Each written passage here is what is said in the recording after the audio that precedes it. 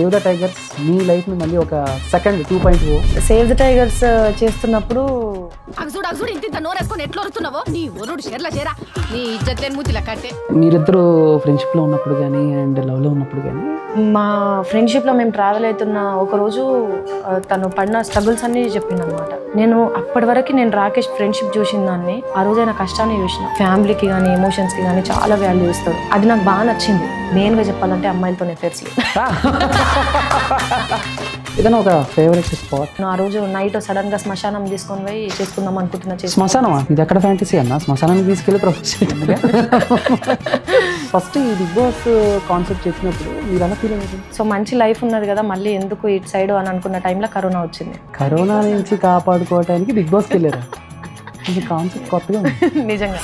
So మనీకి value, మనిషికి ఎంత ఇస్తున్నావో అంతకు మంచి మర్యాద నువ్వు పైసకి ఇచ్చినావంటే రేపటి రోజు నేను ఎవరు వెళ్ళేసినా సరే పైసా నిన్ను కాపాడుతుంది. నేను ఫ్యాక్ట్ చెప్తున్నా, నిన్ను కన్నులు కూడా నీకు ఇయ్యరు. జాబ్ స్ట్రగుల్స్ ఎలా ఉంది? హైట్ ఇద్దరు వల్ల చాలా డిప్రెషన్ కూడా వెళ్ళిపోయినా నేను. నా మనసులో వాళ్ళకి అంత మంచి స్థానం ఇచ్చిన. కేసీఆర్ మూవీ అనేసరికి కొంతమంది ఆపే ప్రయత్నాలు చేసినారు. సో ప్రతి ఆడపిల్ల ఒక మాట అంటది, నా భర్తకి నేను తల్లి లెక్క నిలబడతాను. నేను తల్లి లెక్క కాదు, నేను తండ్రి లెక్క నిలబడతాను. జోర్గా సుజాత ఏంటంటే ఓపీ స్టేట్మెంట్ ఇచ్చేసింది. మాకు తెలంగాణ తీసుకొచ్చింది ఆయన భయ.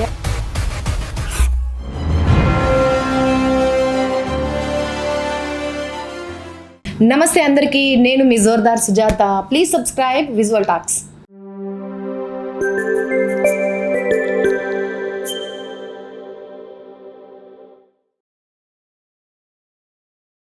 హే hi viewers, welcome to visual talks. నేను మీ చందు. సో ఈరోజు నా ముందున్న గెస్ట్, సో నాలానే ఒక యాంకర్గా తన లైఫ్ జర్నీ స్టార్ట్ చేసి ఆ తర్వాత ఒక మంచి కామెడీ షోలో తన కామెడీతో మనందరికీ బాగా దగ్గరై, ఆ తర్వాత బిగ్ బాస్ ద్వారా ఇంకా దగ్గరై, ఇప్పుడు సేవ్ ద టైగర్స్ అనే ఒక వెబ్ సిరీస్ ద్వారా మనందరినీ కడుబుబ్బ నవ్వించిన యాక్ట్రెస్.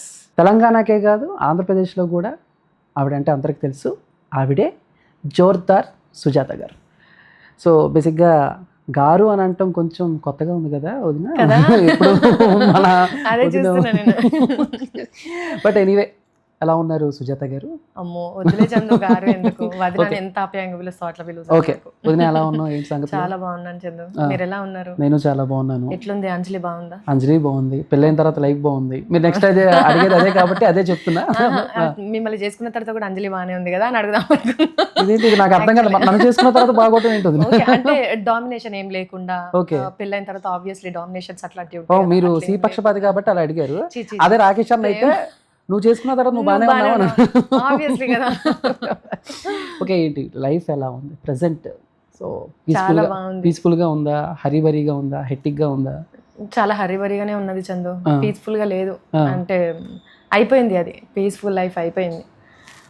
పెళ్ళి చేసుకున్నాం, కొన్ని రోజులు ప్రశాంతంగా ఉన్నాం. తర్వాత బేబీ, ఇంకా బేబీ వన్స్ వచ్చిన తర్వాత లైఫ్ పీస్ఫుల్గా ఉండదు, హర్రీ బరీ ఉంటుంది. ఎందుకంటే ఇటు మీకోసం చూసుకోవాలి, అటు పాప కోసం చూసుకోవాలి, కెరియర్ చూడాలి, ఫ్యామిలీ చూడాలి, అన్ని హెటెక్స్ ఉంటాయి కదా. So hurry bury. ఓకే, అంటే మామూలుగా ఎప్పుడు ఇంటర్వ్యూ అడిగినా, పర్సనల్ ఇంటర్వ్యూ అడిగినా కొంచెం ఎందుకో రిజెక్షన్ ఉంటుంది. సుజాత వదిన దగ్గర నుంచి ఇప్పుడు వదిన ఇంటర్వ్యూ చేద్దాం చందు, తర్వాత చేద్దాం. సో ఏంటంటే ఏదైనా ఒక అంటే దీన్ని ఏమనాలి, ఏదైనా ఒక నెగిటివ్ ఒపీనియన్ కానీ ఏదైనా ఒక బ్యాడ్ ఒపీనియన్ కానీ ఉందా? నెగిటివ్ ఒపీనియన్ బ్యాడ్ ఒపీనియన్ అట్లా ఏం లేదు. ఇంటర్వ్యూలో మనం మనం మన మనసులో ఉన్నది మాట్లాడతాం. ఇంటర్వ్యూ అంటే ఏంటి, అవతలో లేదు అడిగినా హార్ట్ఫుల్గా చెప్పాలి. అంటే మన ఫేస్ జనాలకి రియాలిటీగానే కనబడుతుంది.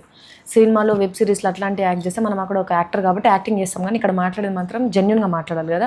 నా ఒపీనియన్ నేను ఏదన్నా షేర్ చేస్తే అది అవతలకి ఎట్లా రియాక్ట్ అయిపోయి ఎవరు ఏ నెగిటివ్ కామెంట్స్ పెడతారో అది మనం చూసి నేను తట్టుకునే శక్తి నాకు ఉండదు కాబట్టి ఎందుకు, సో కొంచెం వద్దులే అనేటట్టుగానే ఉంటా. కొంచెం నెగిటివిటీ తీసుకోలేను చందు, నాకు ఎందుకు నేను అది యాక్సెప్ట్ చేయలేను. ఎక్కువ నెగిటివిటీ తీసుకుంటే లావ్ అయిపోద్ది. సుజాత గారిని ఏమని పిలవాలి? శృతి గారు అని పిలవాలి, సుజాత గారు అని పిలవాలా? శృతి పేరు నేను మర్చిపోయారు. మీరు మర్చిపోయారు, మేము మర్చిపోయాం. బట్ అంటే సో బేసిక్గా ఇండస్ట్రీలో ఈ నేమ్ చేంజెస్ అనేవి ఉంటాయి. సో మనం అంటే చాలామంది మన పేరుతో కొంతమంది ఉన్నప్పుడు మనం నేమ్ చేంజ్ చేసుకుంటాం, లేదా మనకి ఇండస్ట్రీలో ఎవరైనా గాడ్ ఫాదర్ లాంటి వాళ్ళు ఉంటే అమ్మ నీ పేరు ఇలా బాగుంటుంది అమ్మ అని. సో ఏంటంటే ఈ శృతి నుంచి సుజాత, జోర్దార్ సుజాత, ఈ జర్నీ ఎలా చెప్తారు? శృతి అనేది అమ్మ నాయన పెట్టిన పేరు. యాక్చువల్లీ మేము ముగ్గురం అక్క చెల్లెలు. మా పెద్దక్క పేరు స్వాతి, రెండో ఆమె పేరు శ్వేత, నా పేరు శృతి. సో మా అమ్మ నవల్స్ బాగా అవుతుంది కాబట్టి మంచి పేర్లు పెట్టాలని అట్లా పుస్తకం అట్లా పెట్టిండ్రు. శృతి అన్న పేరు నన్ను పెద్దగా పిలిచిన వాళ్ళు ఎవరు లేరు ఇంట్లో. మా అమ్మ వాళ్ళు, మా ఇంటి దగ్గర ఊర్లో, మా ఊరోళ్ళు అందరూ చుక్కు అని పిలుస్తారు నన్ను. నా యాక్చువల్లీ ముద్దు పేరు చుక్కు. చుక్కు అందరూ ఊర్లందరికీ కూడా చుక్కు అంటేనే తెలుసు. శృతి అన్న పేరు అసలు ఎవరికి తెలియదు. స్కూల్లో కూడా అంటే మా ఊరు స్కూలే కాబట్టి మా స్కూల్లో కూడా నన్ను అందరు నిక్ నేమ్ పెట్టే పిలిచేటోళ్ళు. ముసలోళ్ళ కా నుంచి చిన్న పిల్లల వరకు అందరు చుక్కు అనే పిలిచేటోళ్ళు నన్ను. సో అసలు శృతి అన్న పేరు నాకు ఎక్కడ ధ్వనించలే. ఈయన వాళ్ళే కాలేజ్లో పిలిచేటోళ్ళు, ఎవరో తెలియని వాళ్ళు శృతి అని చెప్పేసి పిలిచేటోళ్ళు. దాని తర్వాత హైదరాబాద్కి వచ్చిన తర్వాత ఆఫీస్లో నేను జాబ్ కోసం వచ్చినప్పుడు ఒక 1.5 month ఆఫీస్లో వర్క్ చేసిన. ఆఫీస్లో కూడా శృతి అనే పిలిచేటోళ్ళు, కానీ చాలా తక్కువ మంది శృతి అని పిలవడం. నేను V6కి జాబ్ కోసం అని వచ్చినప్పుడు వాళ్ళు క్యారెక్టర్ని పరిచయం ఇంట్రడ్యూస్ చేస్తున్నప్పుడు తీన్మార్ల అప్పుడు ఫస్ట్ క్యారెక్టర్ వచ్చింది నాది. సో శృతి అనేది చాలా మోడర్న్గా ఉన్నది పేరు, సుజాత అనేది ఊళ్ళల్లో పేరు లాగా ఉన్నది. సో శృతి అనేది తొందరగా యాక్సెప్టెన్సీ ఉండదు. సుజాత అంటే సుజ్జి అనే ముద్దుగా కూడా పిలుస్తుంటారు. సో అప్పుడు ఇంకా చిన్నపిల్లలు అమ్మాయి లాగా ఉంటుంది కదా అని చెప్పి అంకం రవి సార్ సో సుజాత అని పెట్టిండ్రు. ఆయన ఏ గడిలో పెట్టిండ్రో కానీ సుజాత అన్న పేరు నాకు కెరియర్ ఇట్లా అయిపోయింది. యాక్చువల్లీ సుజాత అనేది తీన్మార్లో పెట్టినారు. V6 నుంచి నేను HMTVకి షిఫ్ట్ అయిన తర్వాత HMTVలో మేము చేసిన ప్రోగ్రాము జోర్దార్ వార్తలు. సో అది మేము స్టార్ట్ చేసినాక 1.5 monthలోనే చాలా మంచి పేరు వచ్చింది. జోర్దార్ చాలా క్లిక్ అయింది. సో సుజాత కాస్త జోర్దార్ సుజాత. ఓకే, జోర్దార్ ఇప్పటివరకు ఆ జోర్దార్ అవుతలేదు. అలాగే ఓకే. అంటే ఇప్పుడు ఈ ఊర్లో ఉన్నప్పుడు ఈ సినిమాలు వీటి మీద ఇంట్రెస్ట్ ఎలాగా? అసలు లేకుండే. అంటే స్కూళ్ళలో ఉన్నప్పుడు డాన్స్లు అట్లాంటివి చేస్తుండే, కానీ కాలేజ్లో ఉన్నప్పుడు యాంకరింగ్ అట్లాంటివి చేస్తుండే. ఏమన్నా మనకు ఫ్రెషర్ పార్టీస్, ఫేర్వెల్ పార్టీస్ అట్లా ఉన్నాయంటే కాలేజ్లో చేసేది. కానీ అసలు స్కోపే లేదు. ఊళ్ళల్లో ఉన్నాము, మనకు బ్యాక్గ్రౌండ్ ఎవరు లేరు. అట్లాంటిది మన అడుగులు కూడా ఈ సినిమాల వైపు అట్లాంటిది అసలు ఆలోచన అట్లాంటిది ఏది లేదు. అసలు ఇది లేనే లేదు నాకు. నా ఊహలో కూడా ఇది లేనే లేదనమాట. అదే మనం ఒకటి అనుకుంటే దైవం ఒకటి మన కోసం అని అంటారు. బట్ ఇంట్లో ఓకేనా ఈ ఎంటర్టైన్మెంట్ ఇవన్నీ? మీరు డాన్స్ చేసేటప్పుడు లేదా యాంకరింగ్ చేసేటప్పుడు కొంచెం ఏమన్నా ఇంట్లో లైక్ కండిషన్గా ఇలా ఉండాలి, కండిషన్స్ పెట్టడం ఇలాంటివి చేయొద్దు అలా ఏమైనా ఉండేదా? అట్లా ఏం లేకుండే. ఎందుకంటే మా అమ్మ అంగన్వాడీ టీచరు. కొంచెం మా విలేజ్లో కూడా ఎవరికన్నా ఆడపిల్లల్ని ఇండిపెండెంట్గా చదివిపియాలి, లేకపోతే వాళ్ళకి ఏదైనా వర్క్ నేర్పియాలి అనేది అంగన్వాడీ వాళ్ళకి ఎక్కువ బాధ్యత ఉంటుంది. ఎందుకంటే వాళ్ళకి చెప్తూ ఉంటారు అనమాట. ఊళ్ళో ఉన్న ఆడపిల్లలని వాళ్ళు మ్యాక్సిమం ఒక 70% కేర్ చేస్తారు.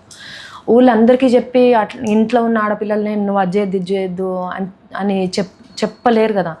సో మా అమ్మ కొంచెం ఏదైనా సరే మీరు ఏం చేస్తానో కూడా నాకు ఓకే అన్నట్టుగానే ఉంటుండే. డ్యాన్స్ చేస్తానంటే ఈ వయసులో కాకపోతే ఇంకెప్పుడు చేస్తారు, ఇప్పుడే చేయాలి. సూపర్. ఈ వయసులో కాకపోతే ఇంకెప్పుడు మాట్లాడతారు, ఇప్పుడే మాట్లాడాలి. ఆటలు ఈ వయసులో నేను మంచిగా ఆడుకోవాలి, అట్లా ఎంకరేజ్ చేసిన ఆమె మా అమ్మ. సో ఎక్కడ రిస్ట్రిక్షన్స్ పెట్టలే. కాకపోతే ఏంటంటే ఎప్పుడు అనేది అనమాట, మీరేం చేసినా కూడా పలానా బిడ్డ ఇట్లా చేసింది అనే మచ్చ మాత్రం రాకుండా ఉంటే అదే నాకు 10,000 అని చెప్పేసి అన్నది.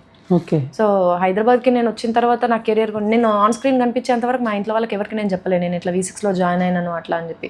స్క్రీన్ మీద చూసుకున్న తర్వాత వాళ్ళు అప్పుడు హ్యాపీగా ఫీల్ అయినారు.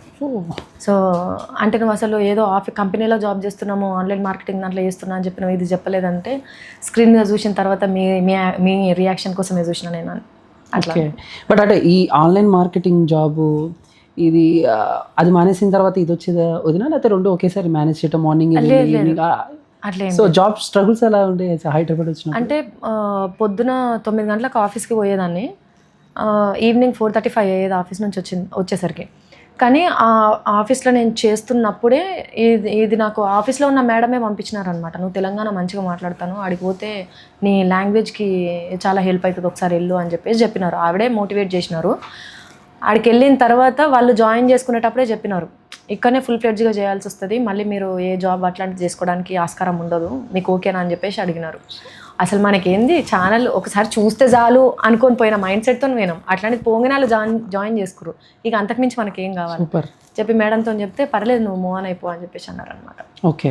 ఆన్లైన్ జాబ్ చేసేటప్పుడు ఎలా అంటే లైక్ ఇంట్లో ఏమన్నా డబ్బులు మంత్ వచ్చేసరికి డబ్బులు పంపించడం, ఇక్కడ రెంట్ కట్టుకోవటం, ఈ స్ట్రగుల్స్ ఎలా మేనేజ్ చేసాను? అట్లా ఏం లేదు చందు. ఎందుకంటే నేను హైదరాబాద్కి వచ్చినాక ఒక ఆఫీస్లో కూడా నేను 15 days జాబ్ వర్క్ చేసిన. సో పంపించాలి అట్లాంటిది ఏం లేకుండే. నువ్వు ఖచ్చితంగా నువ్వు చేసి నువ్వు వచ్చిన జీతం మాకు పంపించాలి అట్లాంటి హెడేక్స్ ఏం లేకుండే. సో వచ్చినాను, జాయిన్ అయిన నెల 1 month శాలరీ కూడా నేను తీసుకోలేదు. 15 days కదా. సో ఇక్కడికి వెళ్ళిన తర్వాత 15 days ఇచ్చారు బాబు. ఏమో గుర్తులేదు. యాక్చువల్ నా శాలరీ అప్పుడు 5,000 అంతే. ఓకే. 15 days అంటే 2,500 ఏదో ఇచ్చినారు. ఇంకా సో ఏ ఇయర్ అనేది 2010-11 అంతే 2010. బట్ ఒకసారి మీడియాలోకి వచ్చిన తర్వాత ఇక్కడ చాలా ఉంటాయి, కొన్ని ప్రోటోకాల్స్ అంటారు, కొన్ని రిస్ట్రిక్షన్స్ ఉంటాయి, మేము చెప్పింది చేయాలి, ఇలా ఉండాలి, అలా ఉండాలి. ఈ కొత్తగా అనిపించిందా? ఈ ప్రపంచం అంతా, మీడియా ప్రపంచం మొత్తం కొత్తగా అనిపించిందా? అంటే నాకు ఎట్లా అనిపించింది అంటే దాంట్లో జాయిన్ అయిన తర్వాత ఎక్కడ లేని డిగ్నిటీ వచ్చేసింది. అంటే ఒక మీడియా ఛానల్లో చేస్తున్నాము, దట్టు తీన్మార్ వార్తల్లో చేస్తున్నాము. అప్పుడప్పుడే తీన్మార్ కూడా అంటే తీన్మార్ కూడా అప్పుడప్పుడే కొంచెం వైరల్ హిట్ అవుతుంది. సో చేస్తున్నాము. అది ఆ ఆఫీస్ అట్మాస్ఫియర్ అంతా కూడా కొంచెం డేర్ అండ్ డాష్ ఉంటుండే. ఎవరు ఏదైనా మాట్లాడాలన్నా ఇట్లా మాట్లాడుతుండే. సో మంచిగా అనిపించింది నాకు ఇట్లాంటిది. అంటే ఎప్పుడైనా సరే ఏ ఉమెన్ అయినా వర్క్ చేసే దగ్గర అట్మాస్ఫియర్ మంచిగా ఉండాలి. అండ్ ఎంత వర్క్ చేసినా ఎంత శాలరీ ఎంత వస్తుంది అనే దానికంటే కూడా మనం చేస్తున్న వర్క్ని మనకి డిగ్నిటీ ఇవ్వాలి. అట్లాంటి పని చాలా ఇష్టంగా చేస్తారు ఆడవాళ్ళు ఎవరైనా సరే. అట్లాంటిది నాకు అప్పుడప్పుడే వెళ్ళడము, రాగానే మీరు ఇక్కడ కూర్చోండి, మీరు ఈ పని చేయండి, నువ్వు ఇది చేసుకో, నువ్వు ఇది చేసుకుంటే నీకు అంటే నన్ను V6లో నేను జాయిన్ అయినప్పుడు కూడా నాకు స్ట్రెస్ ఇవ్వలేదు వాళ్ళు. ఎందుకంటే వాళ్ళు తెలిసి తీసుకుర్రు కదా. ఆ అమ్మాయికి మీడియాలో పనిచేసిన అనుభవం లేదు, ఫ్రెషర్గా తీసుకుంటున్నాం కాబట్టి ఆబ్వియస్లీ అన్నీ నేర్పించాలి అని చెప్పేసి వాయిస్ ఓవర్స్ నేర్పించినారు. వాయిస్ ఓవర్స్ నేర్పించిన తర్వాత నేను తెలుగు టైపింగ్ నేర్చుకున్నాను, స్క్రిప్ట్ రాయడం నేర్చుకున్నాను. సో అన్నీ ఒకదాని ఇంకొకటి 3 months నాకు వాయిస్ ఓవర్ టెస్ట్ దాని గురించే పెట్టినారనమాట. ట్రైనింగ్ అవ్వండి మీ దగ్గర అంటే ఎంత బంగారమైనా సరే దాన్ని సానబడితేనే అది మెరుపు అనేది దానికి వస్తుంది. సో నా దగ్గర నేను ఎంత మంచిగా మాట్లాడినా అది ఎత్తు పల్లాలు ఎట్లా మాట్లాడాలి, ఎక్కడ అప్ అండ్ డౌన్స్ ఉంటాయి అనేది జర ఉంటుంది కదా. ఇక అది ఒక 3 months తీసుకుర్రు. 3 months తీసుకున్న తర్వాత కూడా నువ్వు ఇంకా సన్నగా పొట్టి కనబడుతున్నావు, చిన్నగా కనబడుతున్నావు, చిన్నపిల్లలాగా కనబడుతున్నావు, స్క్రీన్ మీద ఏమంటారు బాలకార్మికుల కింద అడ్జిస్తారు. సో నువ్వు కొంచెమైనా లావు కావాలంటే అప్పుడు తిండి కోసం పడ్డ కష్టం నేను పని కోసం నేను ఏ రోజు వాళ్ళే తిండి తినడానికి పడ్డ కష్టము. సో మళ్ళీ నేను కొంచెం నాది డైరెక్ట్ ఫస్ట్ ఎపిసోడ్ నన్ను చూస్తే అసలు కొంచెం చబ్బిగా భలే ఉంటా నేను. అంటే ఆ చబ్బినెస్ రావడానికి నేను ఎంత తిన్నానో. ఎలా తినేదాన్ని సరదాగా? అమ్మో పాలల్లో అరటిపండు వేసుకొని తినేదాన్ని, పాలల్లో నెయ్యి వేసుకొని తాగేదాన్ని, పెరుగన్నంలో బనానా వేసుకొని తినేదాన్ని. ఎంత ఓకే ఫ్యాట్ ఫుడ్ ఎక్కువ తినేదాన్ని. ఏమైనా బనానాస్ చాక్లెట్స్ ఎప్పుడు బ్యాగ్లో ఉంటుండే నాకు. సో అలా తిని ఫైనల్గా ఒక మంచి 3 months పట్టింది నాకు. అయిన తర్వాత అప్పుడు ఇంకా ఒక ఎపిసోడ్ ఇచ్చిన తర్వాత ఆ ఎపిసోడ్ కోసం ఎంతగానో మనం ఎదురు చూసేది. అంటే అప్పుడు అట్లుండే. జాబ్ స్టార్ట్ చేసిన తర్వాత బేసిక్గా ప్రతి ఫీల్డ్లో కొన్ని వ్యత్యాసాలు అనేవి ఉంటాయి, డిఫరెన్సెస్ ఉంటాయి. లైక్ తెలంగాణ, ఆంధ్రప్రదేశ్, తెలంగాణ వాళ్ళు, ఆంధ్ర వాళ్ళు, ఈ కేటగిరీలో కూడా అక్కడక్కడ ఫైట్స్ అవుతూ ఉంటాయి. Male and female ego clashes కూడా ఉంటాయి. సో మీకు ఎప్పుడైనా ఈ రెండిట్లో ఏదైనా ఫేస్ చేయలేదు? ఎందుకంటే నేను రావడమే V6 ఛానల్కి తీన్మార్ కోసం అని వచ్చిన కదా. అక్కడ వర్క్ చేసేటోళ్ళు అందరూ కూడా తెలంగాణ మాట్లాడేటోళ్ళు, తెలంగాణ. సో ఆంధ్ర తెలంగాణ అనే వ్యత్యాసం నాకు వర్క్ విషయంలో నాకు ఎప్పుడు ఎదురు కాలే. సో నేను దానివల్ల నేను ఇబ్బంది వల్లే. ఆయన ఆంధ్రోళ్ళు కనబడ్డా అన్నానే మాట్లాడతా, తెలంగాణ వాళ్ళు కనబడ్డా అన్నానే మాట్లాడతా. వాళ్ళ పేర్లు అవతల పేర్లు నాకు తెలియదు. నా నోటికి వచ్చే ఫస్ట్ పేరు అన్నానే వస్తుంది కాబట్టి. సో నాకు ఆంధ్రోళ్ళు కూడా నన్ను చాలా బాగా యాక్సెప్ట్ చేసినారు. ఎందుకు నేను ఒక సినిమా కూడా చేస్తున్నా ఇప్పుడు. సో క్యాజువల్ సుజాత అంటే తెలంగాణ మాట్లాడుతుంది అనే దగ్గర నుంచి నార్మల్ లాంగ్వేజ్తో కూడా ఒక సినిమా చేస్తున్నా. సినిమా రిలీజ్ అయిన తర్వాత ఇక్కడ వర్క్ చేసి ఉంటారు, ఆంధ్రాలో కూడా వర్క్ చేసి ఉంటారు, ఏదైనా షూటింగ్స్కి అట్లకి వెళ్ళినప్పుడు అక్కడ. సో ఏం డిఫరెన్సెస్ ఏంటి తెలంగాణ ఓడికి ఆంధ్ర ఓడికి? డిఫరెన్సెస్ ఏమన్నా చెప్తారా? మధ్య తేడా, వాళ్ళిద్దరి మధ్య తేడా వ్యక్తిత్వంలో కానీ, సో వాట్ ఎవర్. నేను అంత డీటెయిల్గా నేను చెప్పలేను. అబ్బా ఇది చాలా క్రిటికల్ క్వశ్చన్. సరే ఓకే పోనీ, ప్లీజ్. ఆంధ్ర వాడిని పక్కన పెట్టేస్తే తెలంగాణ వాళ్ళ గురించి ఏం చెప్తారు? పని గురించి పానం పెట్టేస్తారు. సో నువ్వు ఏదన్నా వర్క్ నువ్వు అప్పచెప్పినవు అంటే దానికి 100కి 200% దాని మీద ఎఫర్ట్ పెడతారు. సో అంటే ఆంధ్రలో అట్లా చేయరా అని చెప్తలేను, తెలంగాణ వాళ్ళ గురించి చెప్తున్నా. సో చేస్తారు. నువ్వు మనిషిని నువ్వు నమ్మి, నువ్వు అవతల మనిషి నువ్వు తిండి పెట్టకపోయినా పర్వాలేదు అన్నాని నువ్వు ఆప్యాయంగా వల్కరించినావు అనుకో, ఆ పిలుపుకి ఫిదా అయిపోతారు. సో ఎమోషన్స్ ఎక్కువ ఉంటాయి, రియాలిటీ ఎక్కువ ఉంటుంది, లోపల ఒకటి పెట్టుకొని మీకు ఒకటి మాట్లాడే గుణం ఉండదు. అది అది అది ఎక్కువ ఉంటుంది. పార్టీసు, జాతర ఇంటికి ఎవరు వచ్చినా సరే మంచి మర్యాద చేసి పంపిస్తారు. మళ్ళీ అదే మనిషి నీ దగ్గరకు వచ్చినా కూడా అదే మర్యాద కోరుకుంటారు. నువ్వు అదే నేను చెప్తున్నా కదా, నువ్వు తిండి పెట్టకపోయినా పర్వాలేదు, నువ్వు మర్యాద మంచిగా ఇచ్చినావు అంటే కడుపులో పెట్టుకుంటారు. వావ్, తెలంగాణ వాళ్ళ వ్యక్తిత్వం అలాంటిది అనమాట. తిండి పెట్టకపోయినా పర్లేదు, తెలంగాణ మనుషులకి మర్యాద ఇవ్వాలి. ఓకే, బట్ ఓకే వదిన ఒకటి చెప్తాను. లైక్ ఇప్పుడు మీరు తెలంగాణ పుట్టింది పెరిగింది మొత్తం తెలంగాణ, సడన్గా ఏదో ఒక పని మీద ఏపీ వెళ్ళినప్పుడు అక్కడ ఎవరైనా తెలంగాణ దానివి నీకు అసలు ఆంధ్రప్రదేశ్లో ఏం పని అని అంటే, సో మీ రియాక్షన్ ఏంటి? అంటే మనము ప్రాంతాలు దూరం అయిపోయినాయి కావచ్చు కానీ మనుషులం ఎప్పుడు దూరం కాలే. తెలంగాణ ఆంధ్రప్రదేశ్ పక్కన పెట్టేస్తే రీసెంట్గా ఒక చిన్న కాంట్రవర్సీలో కూడా పాపం. అమ్మో నేనా? మీరే ఏదో కేసీఆర్ రేవంత్ రెడ్డి కాంట్రవర్సీ గురించి ఏం చెప్తారు? అంటే లైక్ అంటే అది ఎలా అయిపోయిందంటే, నాకు అర్థమైంది ఏంటంటే మీరు చెప్పింది ఒకటి, జనానికి అర్థమైంది ఒకటి ఏమో అన్నట్టు అర్థమైంది.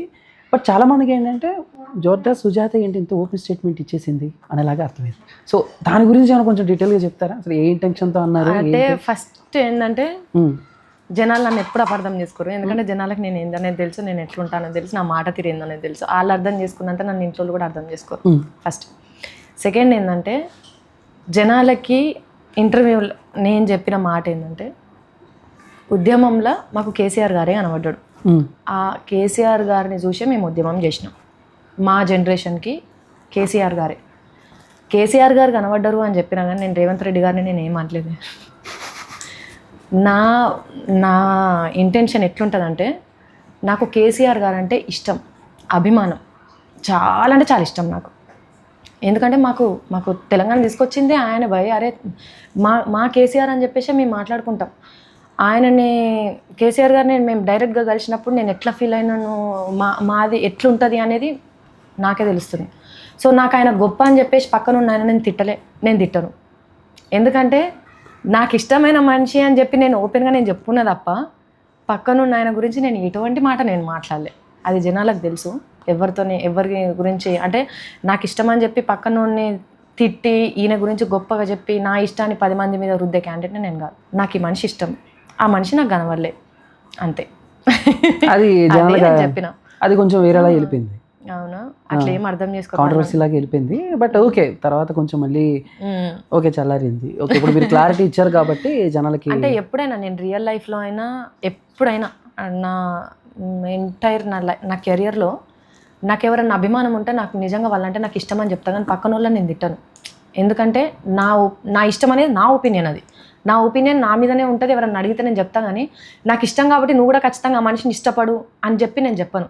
ఎప్పుడు నేను చేసిన ఏదన్నా ప్రమోషన్సే కావచ్చు, లేకపోతే ఏదన్నా నా ఓపెన్ మాటలు ఏమైనా అయ్యి ఉండొచ్చు, ఏదైనా సరే ఇది నాకు ఇష్టం కాబట్టి, నాకు నచ్చుతుంది కాబట్టి అన్నట్టుగానే నేను చెప్తా. కానీ నాకు ఇష్టం కదా, నువ్వు కూడా ఇష్టపడు, నాకు ఇష్టం కదా, నువ్వు కూడా వాళ్ళ గురించి మంచిగానే మాట్లాడు. నాకు ఇలా చందు అంటే నాకు మా మరిది గురించి నేనేం మాట్లాడినా 4 మాటలు నేను మాట్లాడతా.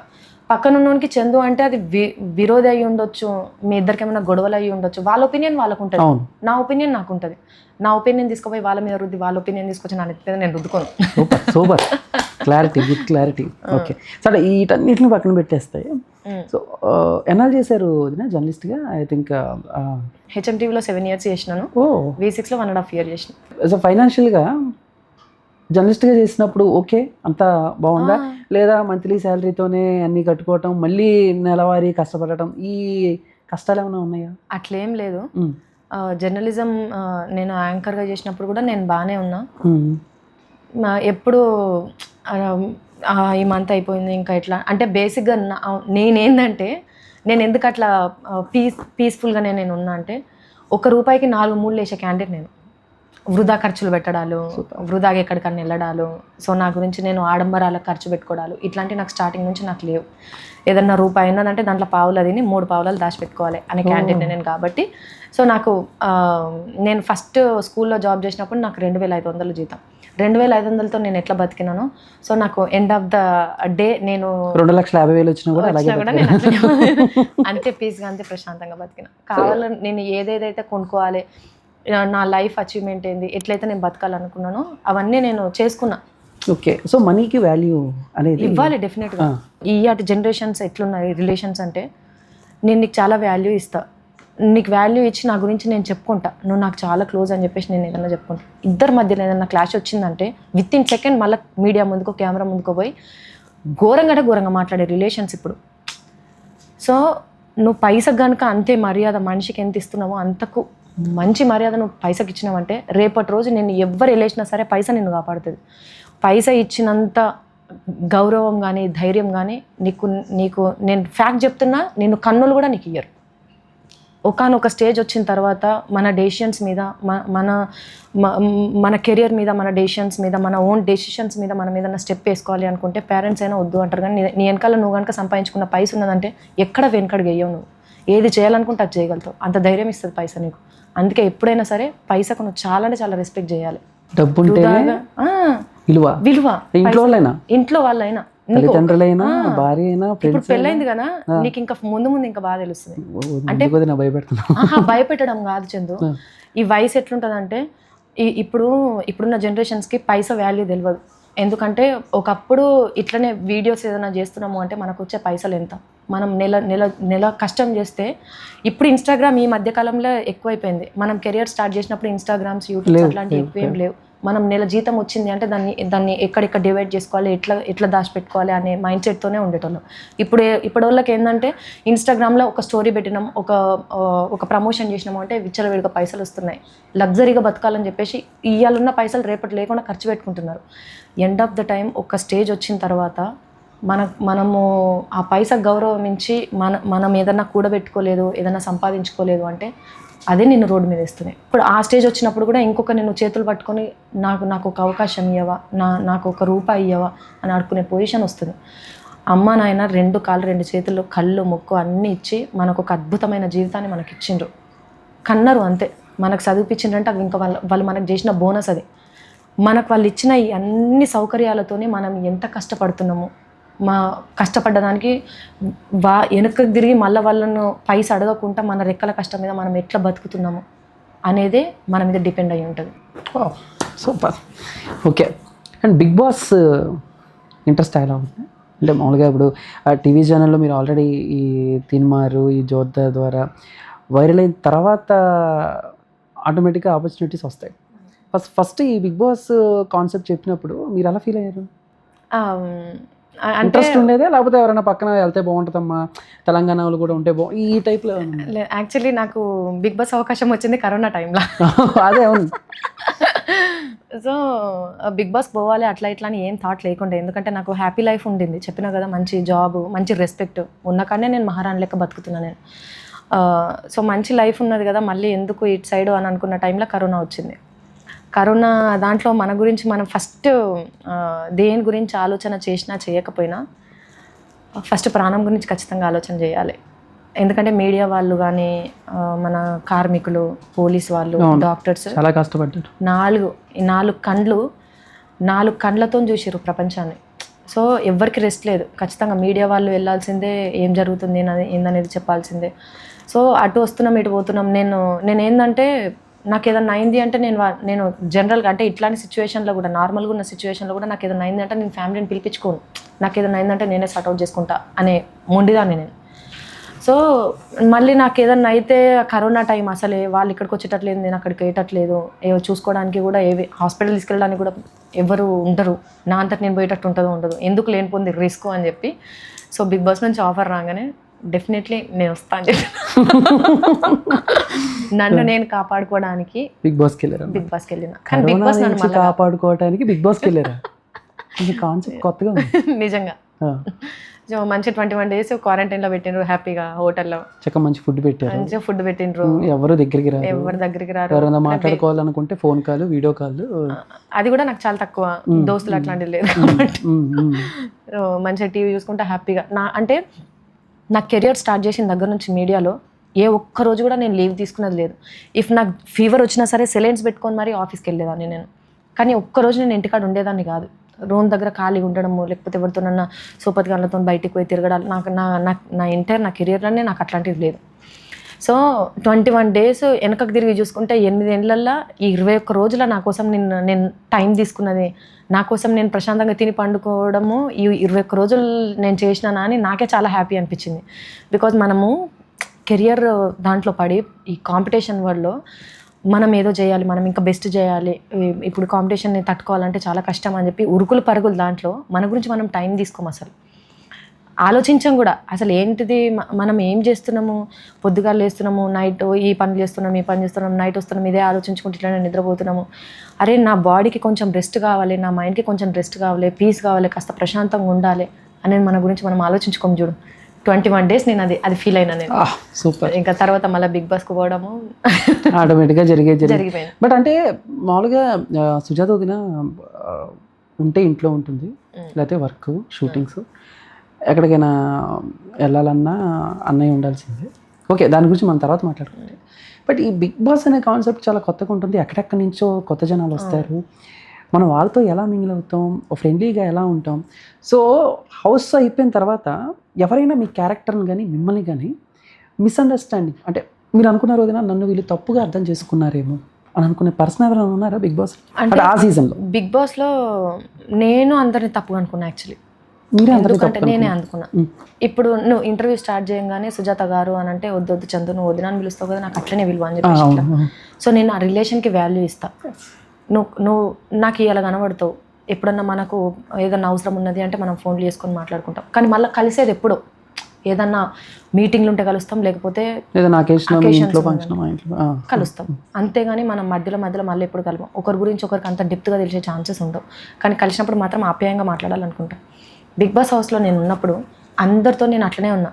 అందరూ నన్ను అక్కను, చెల్లాను, మా ఇంట్లో చెల్లి అని చెప్పి, లేకపోతే మా ఇంటి పక్కన అమ్మాయి అని చెప్పి అందరు ఇట్లా మాట్లాడుతుంటే అరే వా వీళ్ళు అట్లా మాట్లాడేది నిజమేనేమో అని నేనే అందరినీ తప్పుగా అనుకున్నా.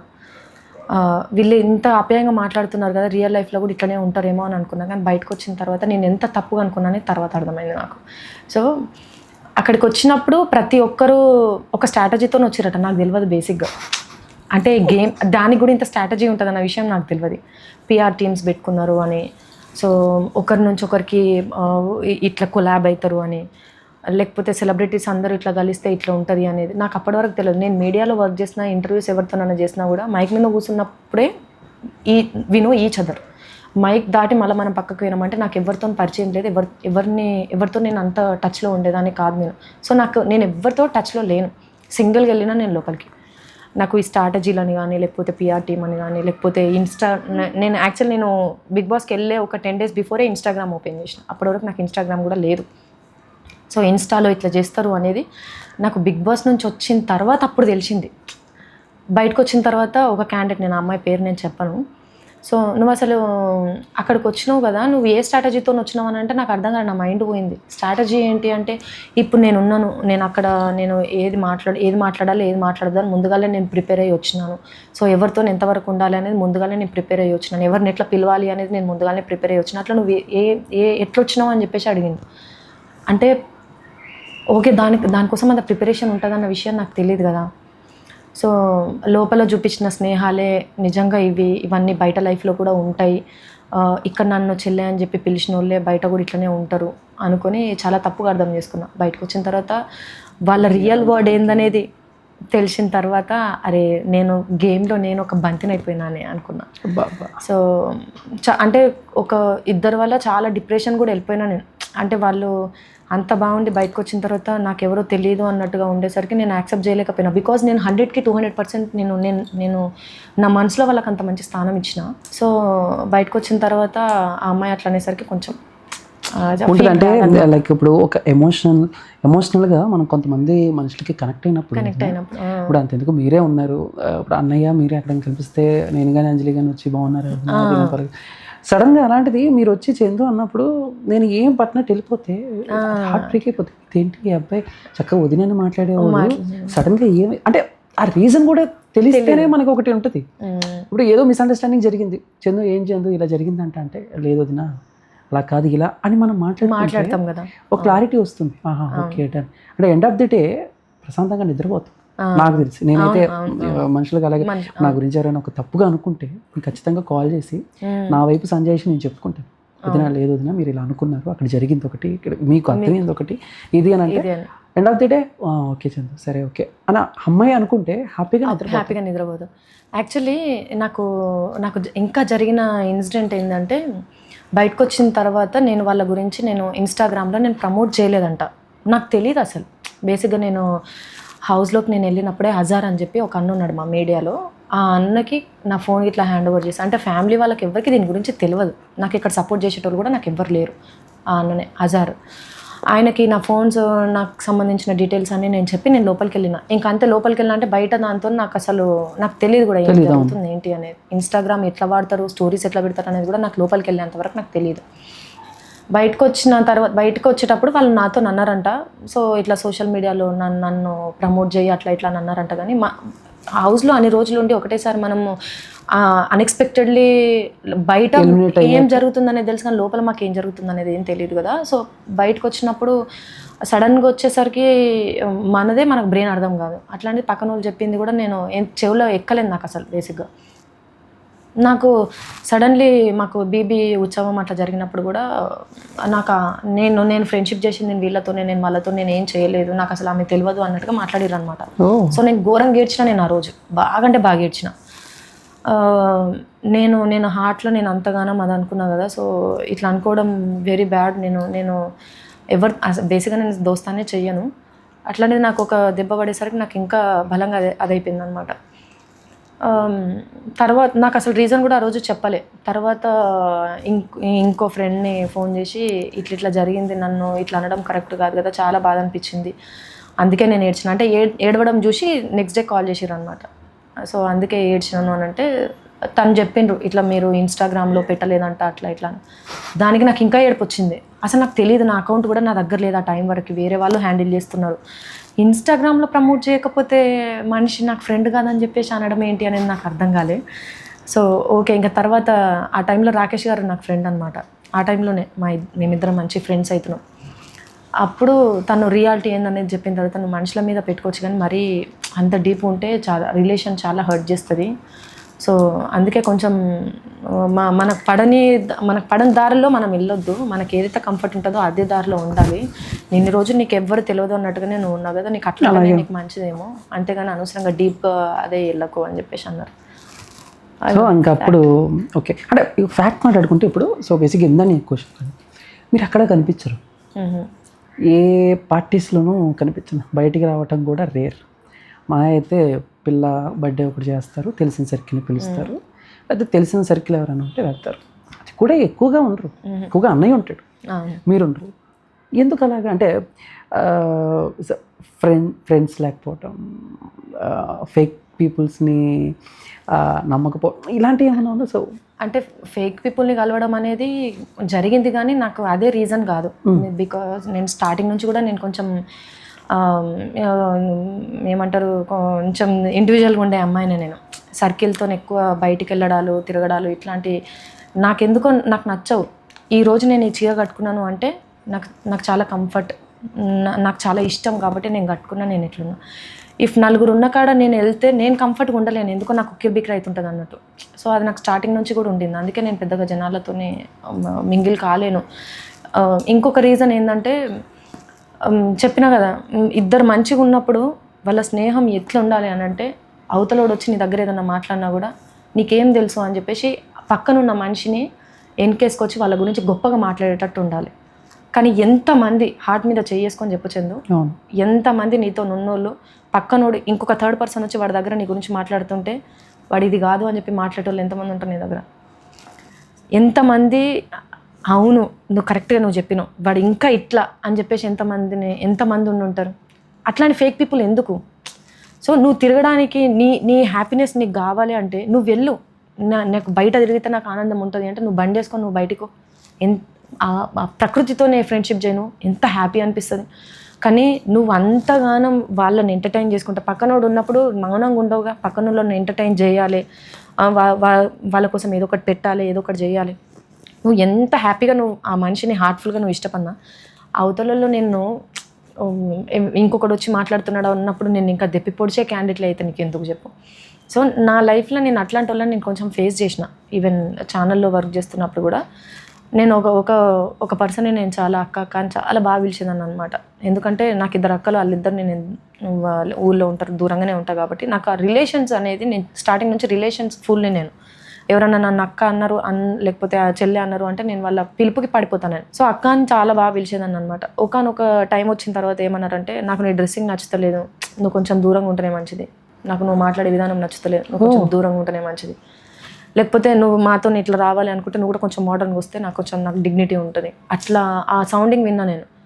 సో నీతో రావాలి అని చెప్పేసి నా వ్యక్తిత్వాన్ని నేను మార్చుకోలేను కదా. సో లేదు నాకు నీతో నాకు నువ్వు ఇట్లా ఉండాలని ఉన్నది, అదే చెప్పడాలు, అదే అనడాలు. నువ్వు ఇంకెట్లుంటే నీ కెరియర్కి బ్యూటిఫుల్ ఉంటుందేమో, ఇంకొకటి కూడా నువ్వు ట్రై చేయి కదా, చెప్పే విధానం. నువ్వు చీర కట్టుకున్నావు ఇప్పటి వరకు ఓకే, నువ్వు న్యూస్లో చేస్తున్నావు కాబట్టి చీర ఓకే, కానీ నువ్వు కొంచెం మోడర్న్గా ఉంటే నీకు మూవీస్లో కూడా అవకాశాలు వస్తాయేమో కదా, ఇట్లా ట్రై చేయొచ్చు కదా. నువ్వు చెప్పే విధానం, నువ్వు ఫ్రెండ్షిప్ చేసే విధానం, పక్కనోనికి నువ్వు హర్ట్ చేయకుండా నువ్వు మాట్లాడాలి. పక్కనోళ్ళని నేను ఏమనొద్దు, నేను ఏదైనా మాట అంటే బాధపడతారు అని నువ్వు ఎంత ఆలోచన చేస్తావు నువ్వు పక్కన ఉన్న వాళ్ళ గురించి చెప్పు. ఒక మాట నువ్వు అన్నావు అంటే మనిషివి నువ్వు ఉంటావు, నువ్వు పోతావు, కానీ నువ్వు అన్న మాట దమాక్లా అట్లనే కూర్చుంటుంది. ఇయ్యాటికి కూడా నేను ఆ పర్సన్ గురించి ఏదైనా వచ్చింది అంటే నాకు ఫస్ట్ మాట అదే గుర్తుకొస్తుంది. సో నువ్వు ఎట్లా మోల్డ్ అవుతావో చూస్తా, నువ్వు ఎట్లా ఎదుగుతావో చూస్తా, నువ్వు అంటే నేను ఇట్లనే ఉండగలుగుతాను అని అంటే నువ్వు ఇట్లుంటే ఎట్లా ఎదుగుతావో నేను చూస్తా అని చెప్పేసి అన్నారు. సో ఇవాళ నేను ఎట్లా ఎదిగినా, ఇవాళ నేను ఎట్లున్నా అనేది అది నాకు చాలా సెల్ఫ్ సాటిస్ఫాక్షన్. అది అరే నేను ఆ రోజు నేను ఛాలెంజింగ్గా తీసుకున్నానా, నేను ఇట్లనే ఉంటా అని చెప్పేసి ఎట్లా మాట నా నోట్లోకి వెళ్ళి వచ్చింది. కానీ అవతలకి నేను ఇవాళ నేను ఉండే వే ఆఫ్ దాంతోనే నేను వాళ్ళకి సమాధానం చెప్పిన అంటే అది గ్రేటే కదా నాకు. అట్లా అని చెప్పి నేను ఉన్నంత కాలం నేను చీరలు కట్టుకొని నేను ఇట్లనే చేస్తా, నేను ఇట్లనే పద్ధతిగా నేను ఉంటా అని నేను అంటలేను. క్యారెక్టర్ పరంగా నాకు మూవీస్లో నాకు ఏదైనా మంచి అవకాశం వచ్చింది, క్యారెక్టర్ ఇట్లా డిమాండ్ చేస్తుంది, ఇట్లా నువ్వు చేయాలంటే మేబీ నేను చేస్తానేమో. బికాజ్ నేను మూవీస్లో చేసినా లేకపోతే ఆన్ స్క్రీన్ నేను ఏదైనా చేయాలనుకుంటే ఆ డ్రెస్ని నేను యూనిఫామ్ లెక్కనే ఫీల్ అవుతా. స్కూల్కి పోయేటప్పుడు యూనిఫామ్ వేసుకోవాలి, స్కూల్ నుంచి రాగానే ఆ యూనిఫామ్ తీయాలి, నాకు ఇష్టం వచ్చిన బట్టలు నేను వేసుకోవాలి. సో నాకు శారీ అనేది కానీ ట్రెడిషనల్ వేర్ కానీ నాకు చాలా ఇష్టం కాబట్టి నేను ఇట్లా వేసుకుంటాను. ఆన్ స్క్రీన్ నాకు యూనిఫామ్ లాగా నాకు ఏదైనా డ్రెస్ ఇచ్చి నువ్వు ఇది వేసుకొని నువ్వు చేయాలంటే నేను చేస్తానేమో, ఆ క్యారెక్టర్ డిమాండేషన్ ఉంటుంది. సో నువ్వు చూసే మాటను, నువ్వు వేసుకునే బట్టలను బట్టి కూడా నువ్వు దోస్తాను చేస్తానన్నావు అని అంటే, సో అట్లాంటివి నేను కొన్ని ఎదుర్కొన్నా. ఇంకా ఎందుకు మనతోనే ఉంటారు, పక్కన వాళ్ళ దగ్గర మంచిగా మాట్లాడతారు, మా అన్నతోనే ఉంటారు, మనల్ని చీప్గా చూస్తారు, ఇట్లాంటి దోస్తాను మనకి ఎందుకు. సో సోషల్ మీడియాలో నేను హైలైట్ ఉండేదాన్ని కాదు, రెగ్యులర్గా నేను అప్డేట్స్ పెట్టేదాన్ని కాదు. ఎందుకు సోషల్ మీడియాలో నేను ఎంతగానో ఇవాళ రేపు నువ్వు ఇది కూడా గమనించు, నువ్వు మెయింటైన్ చేస్తున్న సర్కిల్లో నీకు సోషల్ మీడియాలో నీకు ఫుల్ ఫాలోవర్స్ ఉంటేనే నీతో దోస్తాను చేస్తారు, అది కూడా ఒకటి నడుస్తుంది. సో నేను సోషల్ మీడియాలో యాక్టివ్ ఉండేదాన్ని కాదు, నేను బోరింగే ఎట్లయినా. ఎందుకంటే నువ్వు ఉండాలి, లేకపోతే నీ థాట్స్ ఇట్లున్నాయి, నువ్వు కొంచెం ఎంజాయ్ చేయాలి, లేకపోతే బయటికి ప్రశాంతంగా నువ్వు వెళ్ళాలి అనుకున్న దానికి నేను కరెక్ట్ కాదు నేను. కాబట్టి నా గురించి నాకు తెలుసు కాబట్టి అని చెప్పి నువ్వు నా లెక్క నువ్వు ఆలోచించగలిగి అరే నిజంగానే ఇక్కడ ఉంటే ఈ రకమైన స్ట్రెస్ రిలాక్స్ కూడా మనం చూద్దాం కదా అని నాతో ఎవరైనా మాట్లాడితే నేను హ్యాపీగా మాట్లాడతాను. సో ఫైనల్గా ఫ్రెండ్స్, దోస్తులు అనే దాని మీద ఒపీనియన్ మారిపోయింది. ఆబ్వియస్లీ మంచిగా వచ్చి కూర్చొని ఎవరైనా మాట్లాడినరు అంటే మాట్లాడతా, నాట్ ఫ్రమ్ హార్ట్. అంతే అర్థమైపోతుంది వీడు ఏంటి లోపల ఏం పెట్టుకుని మాట్లాడుతున్నాడు, ఏ అవసరం మాట్లాడుతున్నాడు ఏంటి అని. అంటే మొగోళ్ళ కంటే కూడా ఆడోళ్ళకి ఇంకో గొప్ప గుణం ఉంటుంది తెలుసా చందు. అవతల మాట్లాడేటోళ్ళు ఎట్లా మాట్లాడుతున్నారు, ఏ ఇంటెన్షన్తో మాట్లాడుతున్నారు అనేది కూడా ఆడోళ్ళకే 100% తొందరగా తెలుస్తుంది. ఆ పవర్ ఆడోళ్ళకే ఉంటుంది. ఇఫ్ ఇన్ కేస్ నువ్వు ఇచ్చే షేక్ హ్యాండ్ బట్టి కూడా నాకు ఏ ఉద్దేశంతో ఇస్తున్నాడు అనేది కూడా ఆడోళ్ళకే 100కి 200% తెలుస్తుంది. అది ఫ్యాక్ట్ అది. సో అవతలది ఏంటిది ఎక్స్పెక్టేషన్స్ ఏంది అనేది మనకు తెలిసినప్పుడు మన జాగ్రత్తలో మనం ఉంటే తప్పు కాదు కదా. అంటే కొన్ని సినిమాలు కూడా మిస్ అయినాయి కదా వదినా మీకు హీరోయిన్? ఎన్ని సినిమాలు, ఏంటి ఆ సినిమాలు? అంటే ఫస్ట్ మలేషియం అదొకటే ఇప్పటి వరకు? మలేషియం ఒకటి, ఈ మధ్యకాలంలో ఒకటి, కానీ అది చెప్పుకోకర్లేదు. అప్పుడు స్టార్టింగ్లో మలేషియం టైంలో ఆడిషన్స్కి వెళ్తాం ఇవన్నీ చేసేవాళ్ళు? చేశాను. మలేషియం ఎందుకు మిస్ అయింది? అంటే మీ పొరపాట, అక్కడ పొరపాట? లేదు అంటే పొరపాటు అని కూడా నేను అనను. మేబీ డైరెక్టర్ ఇంకేమన్నా క్రియేటివ్గా ఆలోచించుకున్నారేమో, మనకు తెలియదు. అంటే వాళ్ళని కూడా నేను తప్పు పట్టలేను. కాకపోతే నాకు చెప్పలే, వేరే క్యాండిడేట్ని వేరే ఆర్టిస్ట్ని మనం తీసుకున్నాము, వేరే క్యాండిడేట్ దానికి సెట్ అయినరు అనే ఇన్ఫర్మేషన్ నాకు ఇవ్వలే. సో అక్కడ కొంచెం బాధ అనిపించింది. బట్ తర్వాత నేను ఒక ఇంటర్వ్యూలో చెప్తే పాపం మా డైరెక్టర్ మళ్ళీ కాల్ చేసి అయ్యో మీకు ఇట్లా జరిగింది అన్న విషయం నాకు తెలీదు అని చెప్పేసి చెప్పిండ్రు. ఓకే. సో కమ్యూనికేషన్ కరెక్ట్గా లేకుండే అనమాట. Okay okay. Coming to Jabardasth విషయానికి వస్తే ఏంటి ఆ ఎంట్రీ ఎలా జరిగింది? రాకేష్ గారే. నేను సడన్గా నేను ఆఫీస్కి స్టార్ట్ అవుతున్నా అంటే మధ్యలో నేను రాకేష్ గారికి చాలాసార్లు చెప్పిన, నాకు అంటే నేను కామెడీ స్టార్స్ చేస్తున్నా మా టీవీలో. బయటకి బిగ్ బాస్ నుంచి బయటకు వచ్చిన తర్వాత ఆహారం ఆరోగ్యం ఒక ప్రోగ్రామ్ ఇచ్చినారు నాకు, గంగవ్వకి. తర్వాత అవినాష్ కామెడీ స్టార్స్లో పెట్టుకున్నారు. నేను రాకేష్ గారితో నన్నుండే అనమాట. సో అంటే చూసిన దగ్గర నుంచి రాకేష్ గారు నాతో అంటుండే, మంచిగా చేస్తున్నావు అబ్బా, మంచి ఎక్స్ప్రెషన్స్ ఇస్తున్నావు, అంటే న్యూస్ అంటే నువ్వు సెటిల్గా ఉంటావు కదా, సో అంత ఫన్ ఇక్కడ నువ్వు చేయగలుగుతావో లేదో అనుకున్నా, చాలా బాగా చేస్తున్నావు అంటే, లేదంటే నాకు జబర్దస్త్ కూడా చేయాలని ఉన్నది, ఎప్పుడైనా అవకాశం ఉన్నది అంటే డెఫినెట్లీ నేను చేస్తాను అని చెప్పిన. సడన్గా నేను ఆఫీస్కి రెడీ అవుతున్నా, నువ్వు ఖచ్చితంగా నువ్వు తొందరగా నువ్వు ఇక్కడికి రా, నానక్రామ్ కూడా మనకి ఆ స్టూడియో దగ్గరికి రా, తొందరగా అంటే నేను అనుకునేమన్నా జరుగుతుందేమో, ఎందుకు నన్ను ఇంత సడన్గా పిలుస్తున్నారు అనుకుని నేను హర్రీ వెళ్పోయినా. నేను వెళ్ళిపోయిన తర్వాత అన్నారు ఈరోజు 2 ఎపిసోడ్లు ఉన్నాయి, సో నువ్వు చేయాల్సి వస్తుంది అని చెప్పేసి అన్నారు. ఓకే. అంటే బేసిక్గా ఇద్దరు మనుషుల మధ్య ఒక ఫ్రెండ్షిప్తో స్టార్ట్ అవుతుంది, లవ్తో జరుగుతూ పెళ్ళితో ఎండ్ అవుతుంది. దానికంటే అంటే లవ్ అనేది ఓకే, నాకు లవ్ ఉన్నది అనేది మాకు పెళ్ళైన తర్వాతనే ఒకరి మీద ఒకరికి లవ్ ఎక్కువైపోయింది యాక్చువల్లీ చెప్పాలంటే. బికాజ్ ఇద్దరము కెరియర్ దాని గురించి అని, ఇద్దరిది ఉరుకుల పరుగుల జీవితమే. ఆయన లైఫ్లో ఆయన చేసింది ఏంటంటే ఫ్యామిలీని అందరినీ తీసుకొని వచ్చి కుటుంబంతో సహా కష్టపడినాడు. అది చాలా గ్రేట్. అది ఆయన లైఫ్లో ఎంటైర్ లైఫ్లో చాలా గ్రేట్. అది నేను అట్లా చేయలేకపోయినా, ఎందుకంటే మా అమ్మ మా నాయన ఇంటి దగ్గరనే ఉంటారు, నేను ఒక కుటుంబాన్ని తీసుకొని వచ్చి వాళ్ళ బరువు బాధ్యత నా భుజం మీద మొయ్యాలి, అట్లాంటిది నాకు అంత సీన్ లేదు. మేము మా ఫ్రెండ్షిప్లో మేము ట్రావెల్ అవుతున్న ఒకరోజు తను పడిన స్ట్రగుల్స్ అన్నీ చెప్పిండు అనమాట. నేను అప్పటి వరకు నేను రాకేష్ ఫ్రెండ్షిప్ చూసిన దాన్ని, ఆ రోజు ఆయన కష్టాన్ని చూసిన, ఎంత కష్టపడి ఉంటాడు అంటే. నాకంత కష్టం కాలే చందు, నేను మీడియాలోకి రావడానికి నేను అంత స్ట్రగుల్స్ నేను ఫేస్ చేయలే. నన్ను ఇప్పటికీ అంటాడు రాకేష్ గారు, ఇప్పటికీ అంటారు నన్ను, నీకు కళామతల్లి నేను ఇట్లా ఒడిలోకి తీసుకున్నాను నేను డైరెక్ట్, మేము ముళ్ళ బాటల మీదకి వెళ్ళి నడుచుకుంటూ వచ్చినాము, నీకు అంత ఆశీర్వాదం నీ మీద ఉండడం అనేది చాలా గ్రేట్. ఏ ఆర్టిస్ట్ కూడా అంత ఈజీగా వచ్చిన వాళ్ళు బ్యాక్గ్రౌండ్ సపోర్ట్ ఉంటుంది తప్ప ఎవ్వరు ఇంత ఈజీగా రారు. ఇంకా ఆడోళ్ళు ఫేస్ చేసేవి చాలా ఎక్కువ ఉంటాయి.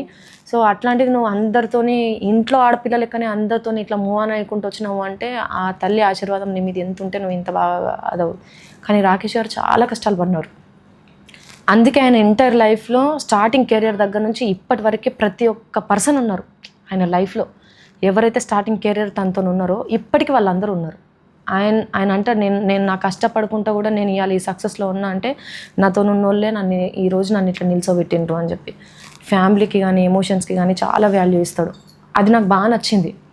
ఎందుకంటే నేను చూసిన పీపుల్ కానీ నేను ఫ్రెండ్షిప్ అని చెప్పి మాట్లాడి కొంచెం ఇట్లా తక్కువ చేసి మాట్లాడిన మనుషుల దాంట్లో కంటే ఈయన ఒక పర్సన్కి ఇచ్చే వాల్యూ నాకు బాగా నచ్చింది. నేను ఇవాళ ఒక పని ఇవాళ నేను చేయలేకపోతున్నాను అని అంటే, నువ్వు ఎందుకు చేయలేవు, నువ్వు ఖచ్చితంగా నువ్వు చేయగలుగుతావు, నువ్వు చేసి చూడు ఒకసారి అని చెప్పేసి అట్లా మోటివేట్ చేస్తాడు అనమాట. సో ఇద్దరిది ఇంకొంచెం ట్రావెల్ అయినప్పుడు ఫ్యామిలీస్ గురించి మాట్లాడుండే అనమాట. అంటే ఆయన బయటికి చెప్పుకునేటోడు నేను పెళ్లి చేసుకుంటానని, నాకు కొంచెం లోపల ఉండే నేను పెళ్లి చేసుకోను అని చెప్పి. ఎందుకు చేసుకోరు ఏంటి అని చెప్పి మేమిద్దరం ఒక రోజు మేము కూర్చొని మాట్లాడుతున్నప్పుడు, ఈవెన్ జబర్దస్త్ స్టూడియోలోనే ఇట్లా ప్రాక్టీస్ మధ్యలో ఇట్లా కూర్చొని మాట్లాడుతున్నాం, ఇట్లా కాదు మేబీ నువ్వు చేసుకుంటే కూడా బాగుంటుందేమో, ఎందుకంటే వాళ్ళ తమ్ముడికి అప్పటికి మ్యారేజ్ అయిపోయింది, చేసుకుంటే బాగుంటుందేమో, ఒకసారి ఆలోచించండి లైఫ్. ఈరోజు ఎంత ఒక తల్లి కడుపులో పుట్టిన వాళ్ళదైనా ఇండివిజువల్ లైఫే ఆబ్వియస్లీ. సో నెక్స్ట్ మీ దగ్గరకు వచ్చేసరికి మీ అమ్మకి ఆ బాధే ఉంటుంది కదా, చేసుకోవడానికి ట్రై చేయండి, చేసుకుంటా అని చెప్పండి. మీ అమ్మ వాళ్ళు కూడా ఏదైనా సంబంధాలు అట్లాంటివి చూస్తారేమో. సో అన్ఫార్చునేట్లీ అసలు ఎందుకు అనిపించిందో మాకు తెలియదు. నన్ను ఆ రోజు నైట్ సడన్గా శ్మశానం తీసుకొని పోయి చేసుకుందాం అనుకుంటున్నా. శ్మశానంలో అక్కడ ప్రపోజ్ చేశారా? ప్రపోజ్ అంటే అదే మన ఇద్దరం కలిసి ఉంటే లైఫ్ బాగుంటుంది అనుకుంటున్నా నేను. ఇది ఎక్కడ ఫ్యాంటసీ అన్న, శ్మశానం చెప్పాడు. కామెడీగా అన్నాడేమో అనుకున్నా, నన్ను కామెడీగా అట్లా కాదు. ఇది నా చిన్న డౌట్. ఇప్పుడు ఓకే వెళ్ళేటప్పుడు చెప్పారా ఎక్కడికి వెళ్తున్నావు ఏంటని? చెప్పలేదు. చెప్తే ఎక్కేదాన్ని కాదు, చెప్తే ఎక్కేదాన్ని కాదు. తీసుకొని పోయిన తర్వాత నాకు అసలు ఆ శ్మశానం అన్న విషయం తెలియదు. మహాప్రస్థానం మన డౌన్లో అది లగ్జరీ ఉంటుంది అబ్బా, అది ఒక పార్క్ లెక్క ఉంటుంది, అది అసలు చాలా బాగుంటది. లోపలికి తీసుకొని చాలా బాగుంటుంది. నన్ను తీసుకొని వచ్చి ఇది శ్మశానం అని అన్నాడు. అనేసరికి జోక్ చేస్తున్నాం అంటే లేదమ్మా నిజంగానే ఇది శ్మశానం. అది చెప్పిన తర్వాత ఇట్లానే కామెడీగా అంటున్నాడేమో అని చెప్పేసి నేను లైట్ తీసుకున్నా. తర్వాత నేను మా ఇంటికి వచ్చినప్పుడు మా అమ్మతో ఇట్లానే ఫోన్ మాట్లాడుతుంటే సడన్గా ఫోన్ తీసుకొని మీ అమ్మాయి నేను పెళ్లి చేసుకుందాం అనుకుంటున్నా అని చెప్పేసి అన్న. దసరా పండుగ ముందు మా ఇంటికి అయిన తర్వాత ఆ పిల్లగాడింది అట్లా మాట్లాడిండు అని అంటే జోకులు అట్లనే చేస్తాడమ్మా, దాని పెద్ద మాటలు పెట్టుకోకు అని చెప్పేసి చెప్పొచ్చిన అనమాట. తర్వాత కట్ చేస్తే వీళ్ళ ఇంటికి నన్ను పిలిపించి అప్పటికి వాళ్ళ ఇంట్లో డిస్కషన్ అవుతుందంట. సో అప్పుడు ఫ్యామిలీలో చెప్పినాను అనమాట, ఓకే తిని సీరియస్గానే చెప్తున్నాడు అని అప్పుడు రిలైజ్ అయినా నేను. ఓకే. సో అంటే ప్రపోజ్ చేసిన అంటే ఈ ఫ్రెండ్షిప్ ముందే ఆయన మీద ఒక పాజిటివ్ ఒపీనియన్ ఉండింది. అంటే ఇప్పుడు కేరింగ్ చాలా బాగా చూసుకుంటాడు, రెస్పాన్సిబిలిటీస్ ఉంటుంది, ఫినాన్షియల్ రెస్పెక్ట్ ఉంటుంది. పర్సన్ పరంగా ఏ పర్సన్ని మనం ఎట్లా చూడాలి అనేది ఉన్నది. మెయిన్గా చెప్పాలంటే అమ్మాయిలతోనే అఫేర్స్ లేవు. ఫైర్ పెట్టుకునే అంత టైం ఎక్కడ ఉంటుంది? స్టార్టింగ్ పొద్దున్న లెగిస్తే అది కష్టపడి వచ్చిండు. సో ఏదన్నా కూడా ఓపెన్గా మాట్లాడతాడు. నా గురించి నేను ఆయనకి మేమిద్దరం పరిచయం అయిన రోజే నా గురించి, నా లైఫ్ ఏంది, నా కెరియర్ ఏందనేది మొత్తం మేమిద్దరం పరిచయం అయిన రోజే చెప్పిన మా ఇంటికి వచ్చినప్పుడు. సో నేను లైఫ్ ఇట్లా లీడ్ చేసినాను, నా వెనకాల ఇన్ని స్ట్రగుల్స్ ఉన్నాయి, ఇంత చేసినాను, బట్ నేను స్ట్రగుల్లో నేను ఇప్పుడు హ్యాపీ ఉన్నా, ఫ్రీగా ఉన్నా, అట్లా బాగానే చెప్పిన. తర్వాత ఆయనతో ట్రావెల్ అవుతుంటే ఆయన ఫ్యామిలీ గురించి అట్లా నాకు అర్థమైంది. ఓకే సూపర్, మంచి ఫ్యామిలీ అనుకున్నప్పుడు వదులుకోవడానికి ఎవరికి కూడా. మంచి లవ్ ప్రపోజల్ మీద యూత్ మొత్తం శ్మశానానికి తీసుకెళ్లి ప్రపోజ్ చేయండి, పెళ్లి చేసుకోండి, ఏం లేవు మనం ఎంత సంపాదించుకున్నా మనం ఈడికే రావాలి, ఇట్లాంటి మాటలు చెప్పిండ్రు అనమాట. ప్రపోజల్ అంటే పెద్ద గులాబీ పువ్వు ఇచ్చి నాకు ప్రాణం అట్లాంటివి కాదు. ఇది బాగా చెప్తాడు అన్న అలాంటి ఫిలాసఫీ. ఇదే లైఫ్ అని చెప్పేసి, ఇదే లైఫ్ ఫైనల్గా మనం ఇక్కడికే రావాలి, అందుకే ఇక్కడి నుంచి స్టార్ట్ చేస్తాం. Wow super. అంటే మధ్యలో కేసీఆర్ అని చెప్పి నేను ఒక సినిమా చేశారు. సో అప్పుడు కూడా సోషల్ మీడియాలో కానీ మీడియాలో కానీ రాకేష్ గారు మీరు బాగా ఏదో ఒక న్యూస్ వస్తూనే ఉంది. అంటే ఐటీ రైట్స్ కూడా జరిగి అసలు ఎంత సంపాదించారు ఏంటి, సినిమా మీద కలెక్షన్స్ ఎంత వచ్చాయి ఏంటి, అంటే చాలామంది మీ బ్యాక్గ్రౌండ్ ఎవరో ఉన్నారు కావాలని ఈ సినిమా డైరెక్షన్ చేయించారు అని. పర్టికులర్గా ఆ ప్రాజెక్ట్ స్టార్ట్ అయిన దగ్గర నుంచి ఎండ్ అయ్యి రిలీజ్ అయ్యేదాకా స్ట్రగుల్స్ అయినా ఎన్నో మాట్లాడి ఉంటారు, ఎన్నో గాసిప్స్ మీద వచ్చి ఉంటాయి, బినామీ అన్నారు, వాట్ ఎవర్ చాలా ఉన్నాయి కదా. సో పర్టికులర్గా ఆ టైం పీరియడ్ గురించి ఏం చెప్తారు? నిజంగా కూడా 100% హార్ట్ పెట్టి చేసినాం అబ్బా సినిమా. ఎందుకంటే లైఫ్ అంబిషన్స్ మనము నెరవేర్చుకునే టైం ఒకటి వచ్చింది అన్నప్పుడు మనం ఎక్కడ వెనక్కి తగ్గాలని అనుకోం. దట్టు నేను నా అంబిషన్ గురించి నేను ఏదైనా ఫైట్ చేసినా నేను తగ్గేదాన్నేమో, కానీ నేను నా భర్త అంబిషన్ కోసం నేను పనిచేస్తున్నాను కదా, ఎక్కడ తగ్గాలనుకోలేదు నేను. ఆయన డ్రీమ్ ఏంటంటే ఒక సినిమా చేయాలి, మనం ఎందుకు సినిమా చేయలేం, ఒక సినిమా చేయాలి, డైరెక్టర్గా చేస్తామా, ప్రొడ్యూసింగ్ చేస్తామా, హీరోగా చేస్తామా, ఏది చేస్తామో తెలియదు, మనం ఒక సినిమా చేయాలి అని చెప్పేసి అని ఉండే అనమాట. దట్టు స్టోరీ కూడా మాదే. తను ఎప్పటి నుంచి తనకి ఖాళీ కూర్చున్నాడు అంటే కొంచెం ఫ్రీ టైం ఉన్నది అంటే పెన్ను ప్యాడ్ పెట్టుకొని ఇప్పటికీ కూడా అంతే కూర్చొని రాసుకుంటూ ఉంటాడు. సో నేను లైఫ్లోకి నేను వచ్చిన తర్వాత ఎక్కడనో ఇబ్బంది పడుతున్నాడేమో అని అనిపించింది నాకు. కూర్చోబెట్టి కెరియర్స్ గురించి మాట్లాడుకుంటాం కదా, సో కూర్చోబెట్టి మాట్లాడిన అనమాట. లైఫ్లో మీరు ఏం చేయాలనుకుంటే మీకు చాలా తృప్తి ఉంటుంది, మీ హార్ట్ ఫుల్ హ్యాపీ అవుతుంది అనే పని ఏమన్నా ఉన్నాయంటే మీరు చేసేయండి. ఎందుకంటే తన లైఫ్ స్టైల్లో ఏదన్నా నేను ఈ పని నేను ఈ ఏజ్లో నేను చెయ్యాలి అని అనుకున్న టైంలో బ్యాక్ సపోర్ట్ అయినకు లేకుండే, పేరెంట్స్ సపోర్ట్ కానీ ఫినాన్షియల్ సపోర్ట్ కానీ లేకుండే. సో మన పరిస్థితి ఇట్లున్నది అనుకున్నప్పుడు మన కళలు ఆకాశం మీద ఉండొద్దు, మన కళలు మన నేల మీదనే ఉండాలి, మనం చేయాలనుకునేవి కూడా మనం ఇంతవరకు మధ్య తరగతుల్లో ఇట్లనే చేయాలి అని అనుకునే దగ్గరికి ఎంచి నువ్వు ఏం చేయాలనుకుంటే నువ్వు అది చేయండి, మీరు చేయగలుగుతారు. ఎందుకంటే నేను ఆయన వర్క్ని నేను ట్రస్ట్ చేస్తాను. ఏదన్నా వర్క్ స్టార్ట్ చేసిందంటే దాని పని అయిపోయేదాకా దాన్ని వదిలిపెట్టాడు. అంత కష్టజీవి, బాగా చేస్తాడు, ఎఫర్ట్ పెడతాడు, దాని గురించి స్టడీ చేస్తాడు, బ్యాక్గ్రౌండ్ మొత్తం తెలుసుకుంటాడు. సో నాకు మీ మీద నమ్మకం ఉన్నది, మీరు ఏం చేయాలనుకుంటే మీరు అది చేయండి. మీ వెనకాల ప్రతి ఆడపిల్ల ఒక మాట అంటుంది, నా భర్తకి నేను తల్లి లెక్క నిలబడతాను. నేను తల్లి లెక్క కాదు, నేను తండ్రి లెక్క నిలబడతా, మీకు నేను ధైర్యాన్ని ఇస్తా, ఏదంటే అది చేయండి మీరు. అయ్యో నా భార్య ఉన్నది కదా, నాకు ఒక ఫ్యామిలీ ఉన్నది కదా, నేను దీని గురించి నేను చేయాలి అని చెప్పి మీరు ఆగిపోకుండ్రి. ఎందుకంటే ఇవాళ ఉన్నది మనకి ఈ మూమెంట్, రేపు పిల్లలు పుట్టిన తర్వాత ఉండకపోవచ్చు, ఆ రెస్పాన్సిబిలిటీస్ వేరుంటాయి. సో మనం చేయాలనుకున్నాం కాబట్టి మీరు చేసేయండి అని చెప్పేసి అనుకున్నప్పుడు తను చాలా అంటే చాలా హ్యాపీగా పెళ్ళైనాక 2 నెలలకే సినిమా స్టార్ట్ చేసిండు. సో సినిమా స్టార్ట్ మేము నేమ్ అనౌన్స్ చేసిన తర్వాత నుంచి ఇక పడుతున్నాయి చూడు మాకు మామూలు రాలు కాదు. మొన్నకు ఇంటర్వ్యూలో చెప్తే ఆ ఇంటర్వ్యూ కింద కూడా కామెంట్స్ పెట్టిండ్రు, ఎవరు లేకుండా ఆయన ఎట్లా చేసిండు అని. చందు నిజం చెప్తున్నాం, మా సినిమాకి అంటే ఇది మస్తు సార్లు చెప్పినాం, అది రిసీవ్ చేసుకునే హార్ట్ని బట్టి ఉంటుంది ఏదైనా సరే. నువ్వు ఒక పని చేయాలంటే ప్రతి పని నీకు పైసతోనే సాధ్యం కాదు, నువ్వు ఏర్పరచుకున్న రిలేషన్స్తో సాధ్యమవుతుంది. ఇవాళ మేము ఈ పని మేము చేయగలుగుతున్నాము అని చెప్పేసి ఒక తనికెళ్ళ భరణి గారి దగ్గరికి కానీ, ఒక మను గారి దగ్గరికి కానీ, కల్పనాకర్ దగ్గరికి కానీ, పెద్ద పెద్ద క్రూ అందరి దగ్గరికి మేము వెళ్ళినప్పుడు, రాకేష్ నువ్వేం డీల్ అవ్వడకరా, నీ వెనకాల మేము ఉన్నామని చెప్పి ధైర్యం చెప్పి మా వెనకాల నిలబడ్డారు. ఫాదర్ క్యారెక్టర్ చేసిన లోహిత్ అన్న కావచ్చు, మా ఇమ్మద్ అన్న కావచ్చు. సో సత్యకృష్ణ గారు వాళ్ళ అమ్మాయినే మా ఆయన చేతిలో పెట్టినారు. సో ఆ అమ్మాయి చాలా అంటే చాలా లగ్జరీగా గోల్డెన్ స్పూన్ ఆ పిల్ల. అట్లానేది ఆ పిల్ల వచ్చి తండాలు మాతో పాటు తిండి తిని మాతో పాటు ఉండేది. ఆ అమ్మాయికి అంత అవసరం లేదు యాక్చువల్లీ, సత్యకృష్ణ గారు అమ్మాయిని అట్లా చేయాల్సిన అవసరం లేదు. కానీ మా ఆయన నమ్మి నువ్వు చేసే పని ఏదైనా 100కి 200% చేస్తావు అని చెప్పేసి అట్లా వదిలిపెట్టినారు.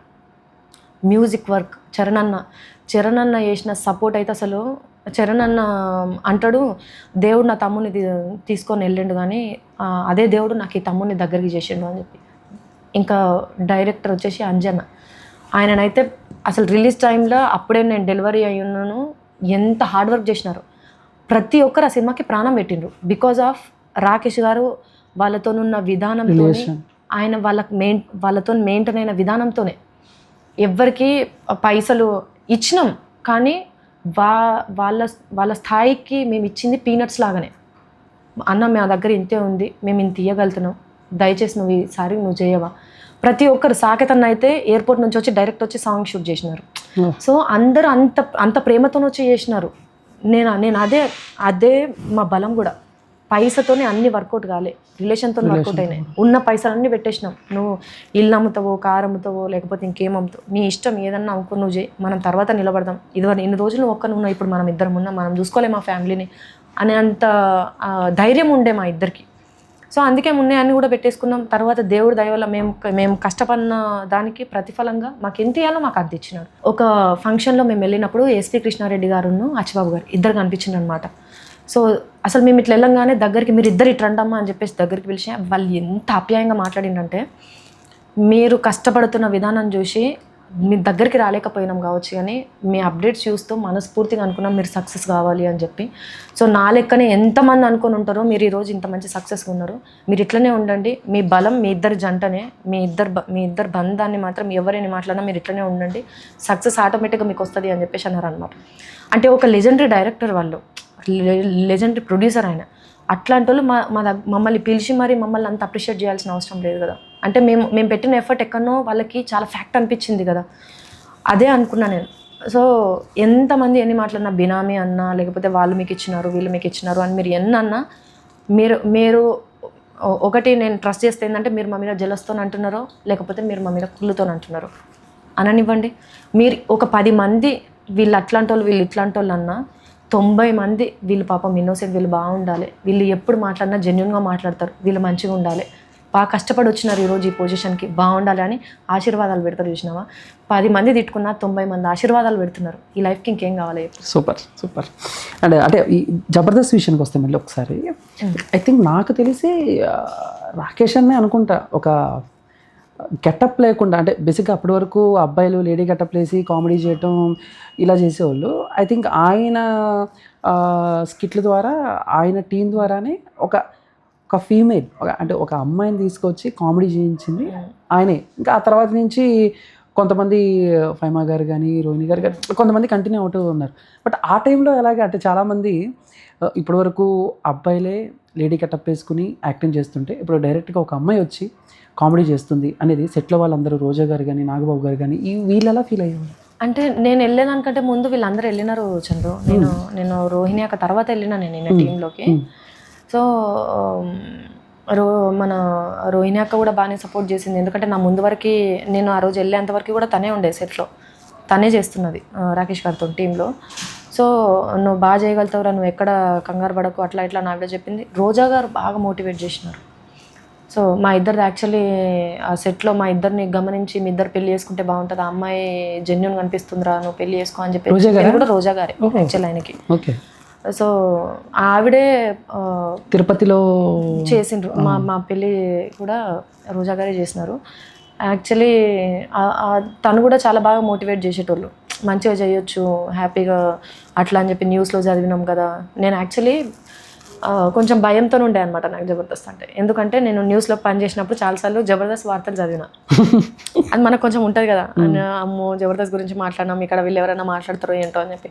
కానీ ఆ రోజు రోజా గారు నేను లోపల సెట్లోకి వెళ్ళగానే రాకేష్ గారు పరిచయం చేసినారు. ఇట్లా తినంటే, అయ్యో అమ్మాయి నాకు ఎందుకు తెలియదు తెలుసు అని చెప్పేసి అనగానే, అమ్మ మీరు ఇట్లా అనకండి అమ్మ, అమ్మాయి ఇప్పటికే భయపడుతుంది అని అంటే, చిచి అమ్మాయిని అనడానికి ఏమున్నది, ఎవరి ప్రొఫెషనలిజం వాళ్ళది. ఆ అమ్మాయి ఆ సీట్లో కూర్చున్నదంటే ఆ అమ్మాయి ఓన్ మాటలు మాట్లాడడానికి ఉంటుందా ఏంటి, వేరే వాళ్ళు స్క్రిప్ట్ ఇస్తారా, అమ్మాయి చదువుతుంది అంతేగాని ఆ అమ్మాయికి ఏదో మా మీద పగ అట్లాంటిది ఏమి ఉండదు కదా అని చెప్పేసి అనగానే నేను నా హార్ట్ ఎంత రిలాక్స్ అయిపోయిందంటే, ఆ మాటకి చాలా రిలాక్స్ అయిపోయింది. ఇంకా మా జర్నీ కొంచెం కంటిన్యూ అయిన తర్వాత ఆవిడ ఆబ్వియస్లీ వాళ్ళకి తెలుస్తుంది కదా, ఎంతమందిని చూసి ఉంటారు నాలాంటి వాళ్ళని.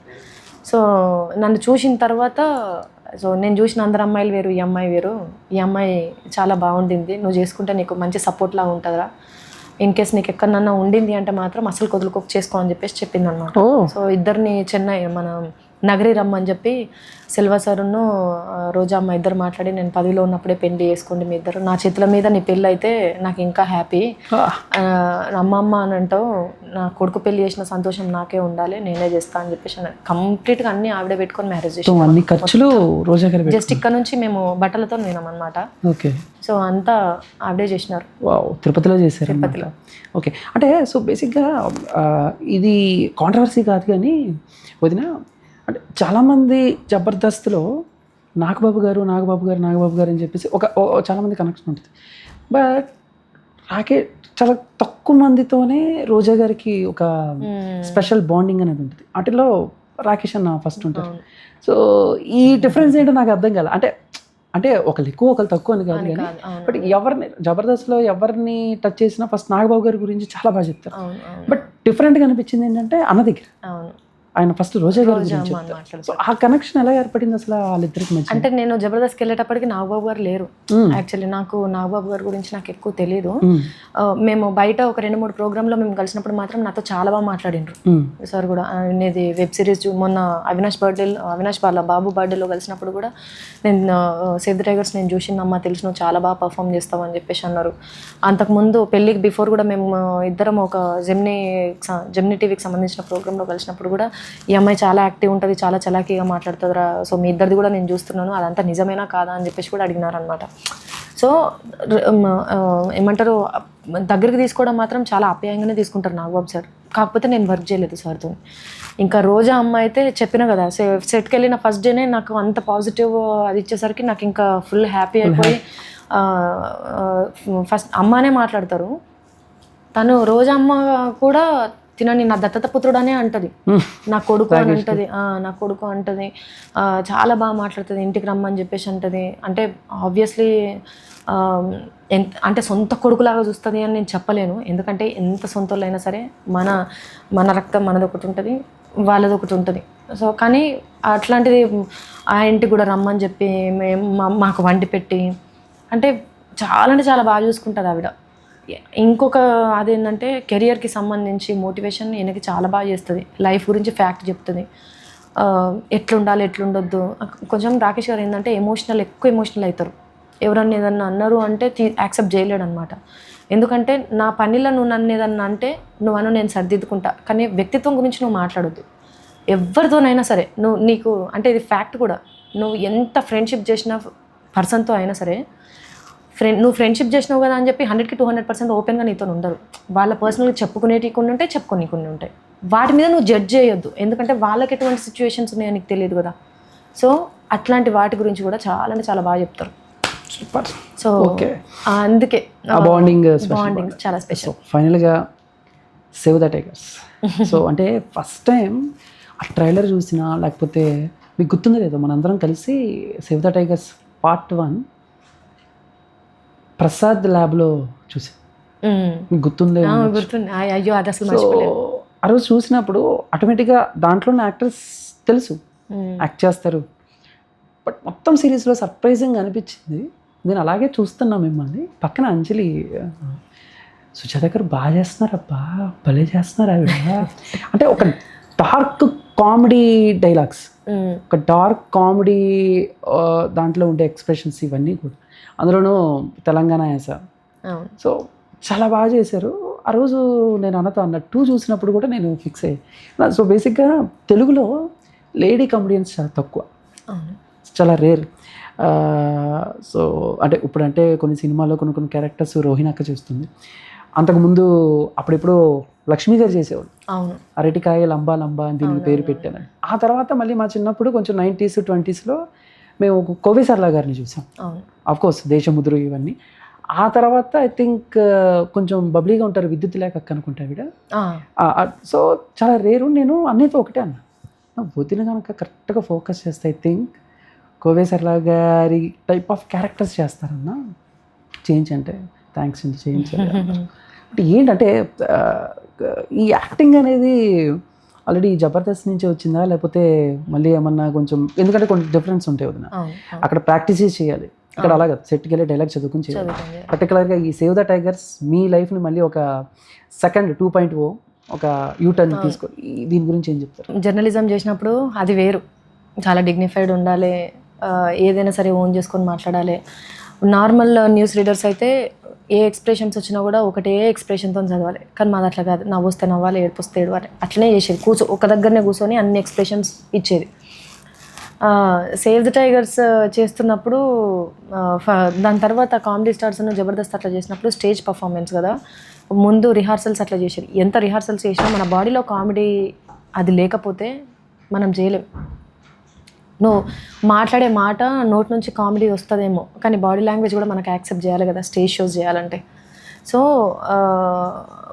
అది బాగా ఇంప్రూవ్ అయింది జబర్దస్త్లో, చాలా బాగా ఇంప్రూవ్ అయింది. ఇంకా జబర్దస్త్లో చేసినంత యాక్టివిటీ మనకి సేవ్ ద టైగర్స్లో ఉండదు.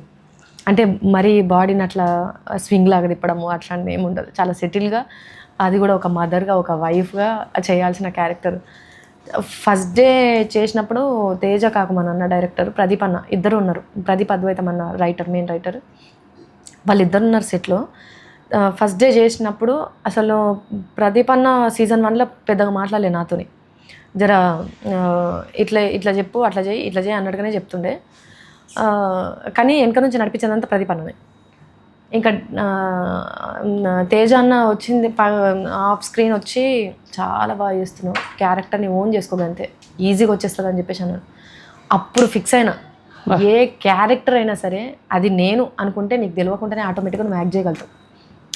నేను ఇంకొక క్యారెక్టర్ నేను చేయగలుగుతున్నా, ఇది నేను యాక్చువల్లీ నేను ఇది కాదు కదా, ఇది నేను ఎట్లా చేయగలను అని నువ్వు అనుకుంటే నువ్వు ఏది చేయలేవు.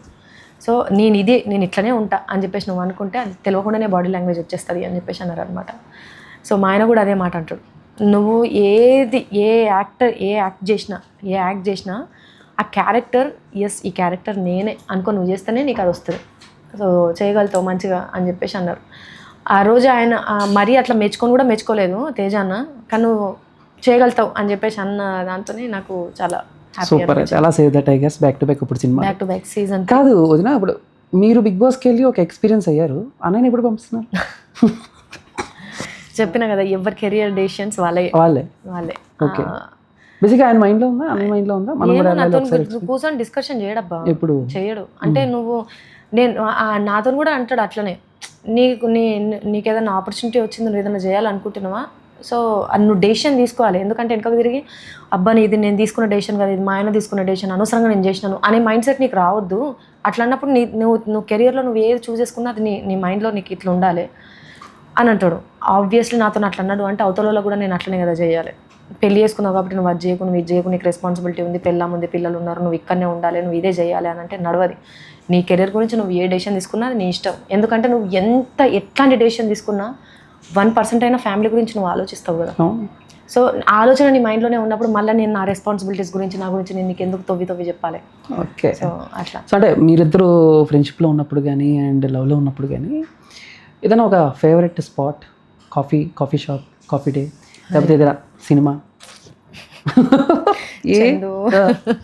ఏం మాట్లాడతాను చందు, అట్లే ఏమి బయటికి అస్సలు బయటికి అంటే నేను పోను. ఫస్ట్ కాఫీ షాప్కి పోను, థియేటర్స్కి పోను, బయట రెస్టారెంట్స్కి పోను. నాకు ఇంట్లో పచ్చడి మెతుకులైనా సరే ఇంట్లో కూర్చొని తింటే నాకు చాలా హ్యాపీ.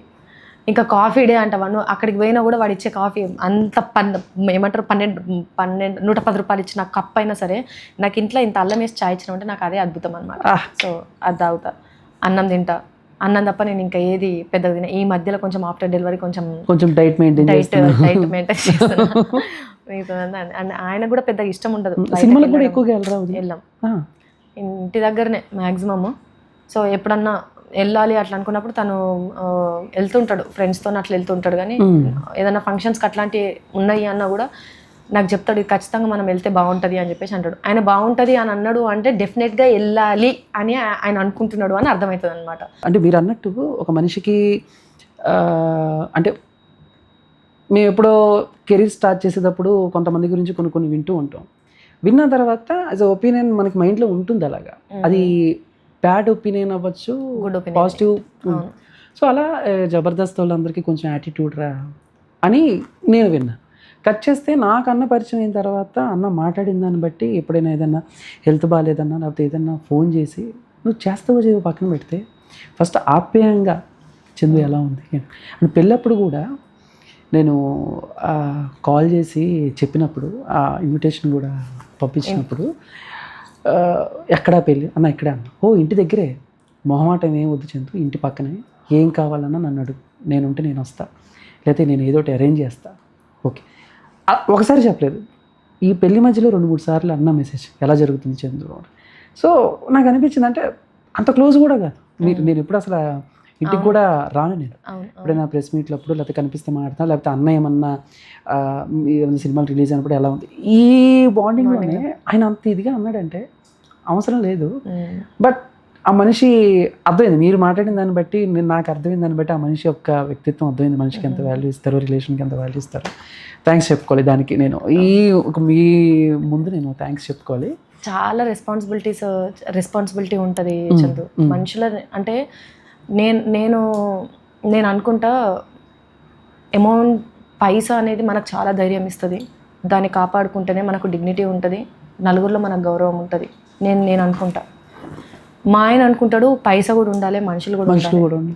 సో నువ్వు ఎంత సర్కిల్ని నువ్వు నా వాళ్ళు అని అనుకుంటావో అంతమంది నిన్ను నా వాళ్ళు అని అనుకుంటారు.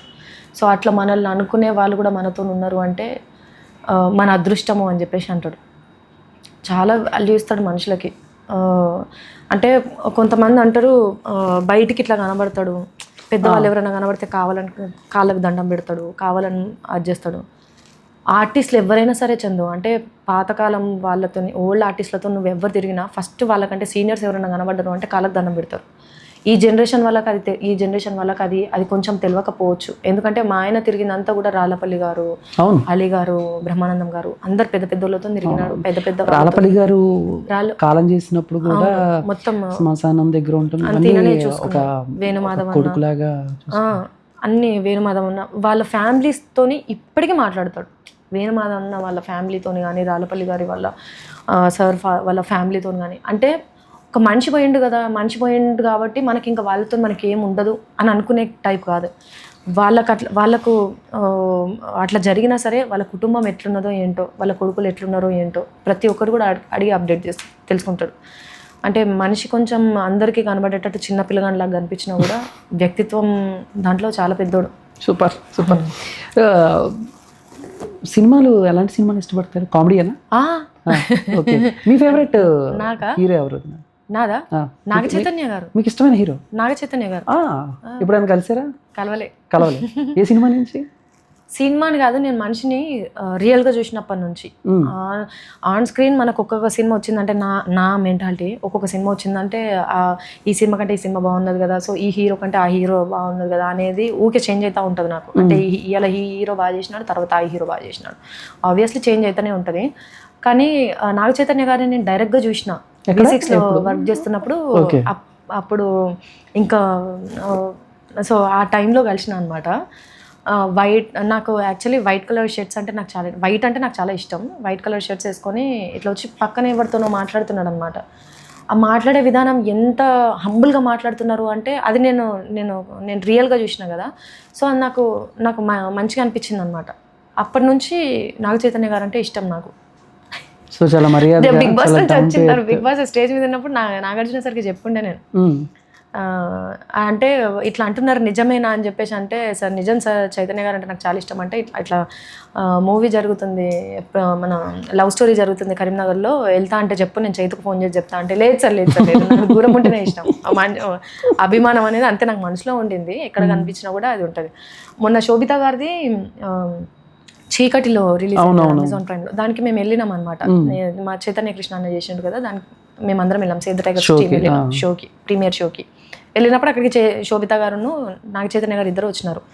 ఆ రోజు చైతన్య అన్న అన్నాడు అనమాట, ఏ చెప్పు సుజీ మాట్లాడతా అంటే మాట్లాడిపిస్తా అంటే, అన్న ఏందన్న నాకు అభిమానం అంతే, అంటే నాకు అభిమానం ఉన్నది కదా అని చెప్పి పోయి బట్టలు దించుకొని మనుషులతో మాట్లాడాలు, టాటోలు వేయించుకోవడాలు, పోస్టులు పెట్టడాలు, స్టోరీలు ఇట్లాంటి ఏం లేవు. మనిషి ఇష్టం అంటే ఆయన మాట్లాడే విధానం కానీ, ఎంత మనుషులకి ఇచ్చే రెస్పెక్ట్ కానీ అది నాకు చాలా బాగా అనిపిస్తుంది. యాజ్ యూజువల్ ఆయన ఏ మూవీ చేసినా కూడా హిట్ కావాలని చెప్పేసి, ఏదైనా మూవీ అనౌన్స్ అయిందంటే గట్టిగా కోరుకుంటా నేను, మంచి సక్సెస్ కావాలి అని చెప్పి. చాలా మనుషుల దగ్గర నుంచి విన్నాను. సో నాగ చైతన్య గారు అనగానే జెంటిల్ మ్యాన్, చాలా మర్యాదగా మాట్లాడతారు, ఎంతలో మాట్లాడాలో అంతలో మాట్లాడతారు. ఆయన ఎక్కువ ఉండదు తక్కువ ఉండదు, రెస్పెక్ట్ ఇస్తారని చెప్పి సో మీ దగ్గర నుంచి కూడా విన్నాను. క్యూట్ ఉంటుంది స్మైల్ కూడా. సో ఎనీవే ఫైనల్గా ఇంకా ఫ్యూచర్ ప్లాన్స్ ఏమైనా? భగవంతుడు మంచి మంచి సినిమా ఆఫర్లు ఇస్తున్నాడు, చేస్తున్నా మూవీస్, మంచి మంచి సినిమాలు చేస్తున్నా. సో పర్సనల్ లైఫ్లో వచ్చేసరికి నా భర్త బాగుండాలి, ఆయన బాగుంటే కుటుంబం అంతా బాగుంటుంది. నా కోరికలు ఇవి. ఇంకా యాజ్ ఏ ఆర్టిస్ట్గా ఎప్పుడు కెమెరాల ముందు ఉండాలా, మంచి మంచి క్యారెక్టర్స్ రావాలా. ఎండ్ ఆఫ్ ద టైం నా అంబిషన్ కానీ లేకపోతే నేను అనుకునేది, నా ప్లానింగ్ అంటే ఒక హీరోయిన్గా ఉండాలి, ఇట్లా ఉండాలి అనే దాంతో లేను. సో నువ్వు అన్నట్టు ఇందాక అయితే కామెడీ చేస్తాను, లేదంటే సీరియస్ ఆర్టిస్ట్గాను చేస్తాను, ఏదైనా సరే ఆర్టిస్ట్గా ఎప్పుడు జనాల మధ్యలో ఉండాలి అనేది అనుకుంటా. ఓకే, నేను ఫైనల్గా ఇంకో క్వశ్చన్. సో డివోషనల్గా కూడా వెళ్తే లైక్ మీరు అన్నయ్య ఎక్కువగా శివుణ్ణి నమ్ముతారు, శివమాల వేసుకుంటారు. నేను కూడా అవును, లార్డ్ శివాడి మన ముగ్గురం కేసీఆర్ మూవీ టైంలో మాల వేసుకున్న ఫోటో చాలా చాలా బాగుంటుంది. అది ఏదో ఒక తెలియని ఏదో ప్యూర్గా పాజిటివ్ వైపు ఉంటుంది. బట్ ఏం చెప్తారు? నేను యాక్చువల్లీ నాకు అసలు నా ఎంటర్ లైఫ్లోనే లేదనమాట. నమ్ముతా, మంచిగా పూజలు చేసుకుంటా, కానీ చేసేదాన్ని కాదు. సింగిల్గా ఉన్నప్పుడు కూడా నాకు ఏదైనా కష్టం వచ్చిందంటే దేవుడి దగ్గర పోయి కూర్చొని మాట్లాడుకోవడము ఎక్కువ, అంటే మనుషులతో ఎక్కువ ఉండేదాన్ని కాదు కాబట్టి దేవుడితో ఎక్కువ మాట్లాడుకునే అంతా ఉండే. ఏదన్నా అయింది అంటే దేవుడి ముందు కూర్చొని మాట్లాడుకుంటుండే అనమాట. అంతే ఉండే, కానీ ఉపవాసం ఉండాలా, ఈ వారం తినొద్దు అట్లాంటి ఏం లేకపోతుండే బిఫోర్ మ్యారేజ్. ఆఫ్టర్ మ్యారేజ్ మనకి ఉంటుంది కదా సావాసం, మనం ఎవరితో తిరిగితే మనకు అది ఏమో సోమవారం చాలా నిష్టగా ఉంటారు. తనకి శివుడు అన్న, గుళ్ళు అన్న, డివోషనల్ అన్న చాలా ఇష్టం. కాశీ మాట్లాడితే కాశీ కోత అని అంటాడు. సో కేసీఆర్ మూవీ వచ్చేసరికి మాకు రిలీజ్ టైంలో అప్పుడు నేను డెలివరీ అయ్యి 1.5 month అవును అప్పటి నుంచి కంటిన్యూ వర్క్ 1.5 month నుంచి వర్క్ మీద కూర్చున్నాం. నేను బిడ్డను పట్టుకొని థియేటర్లకు తిరగడము, డబ్బింగ్ దాంట్లో కూర్చోవడము అంతా నా పాపతోనే చేసుకున్నాను నేను 1.5 month అప్పటి నుంచి.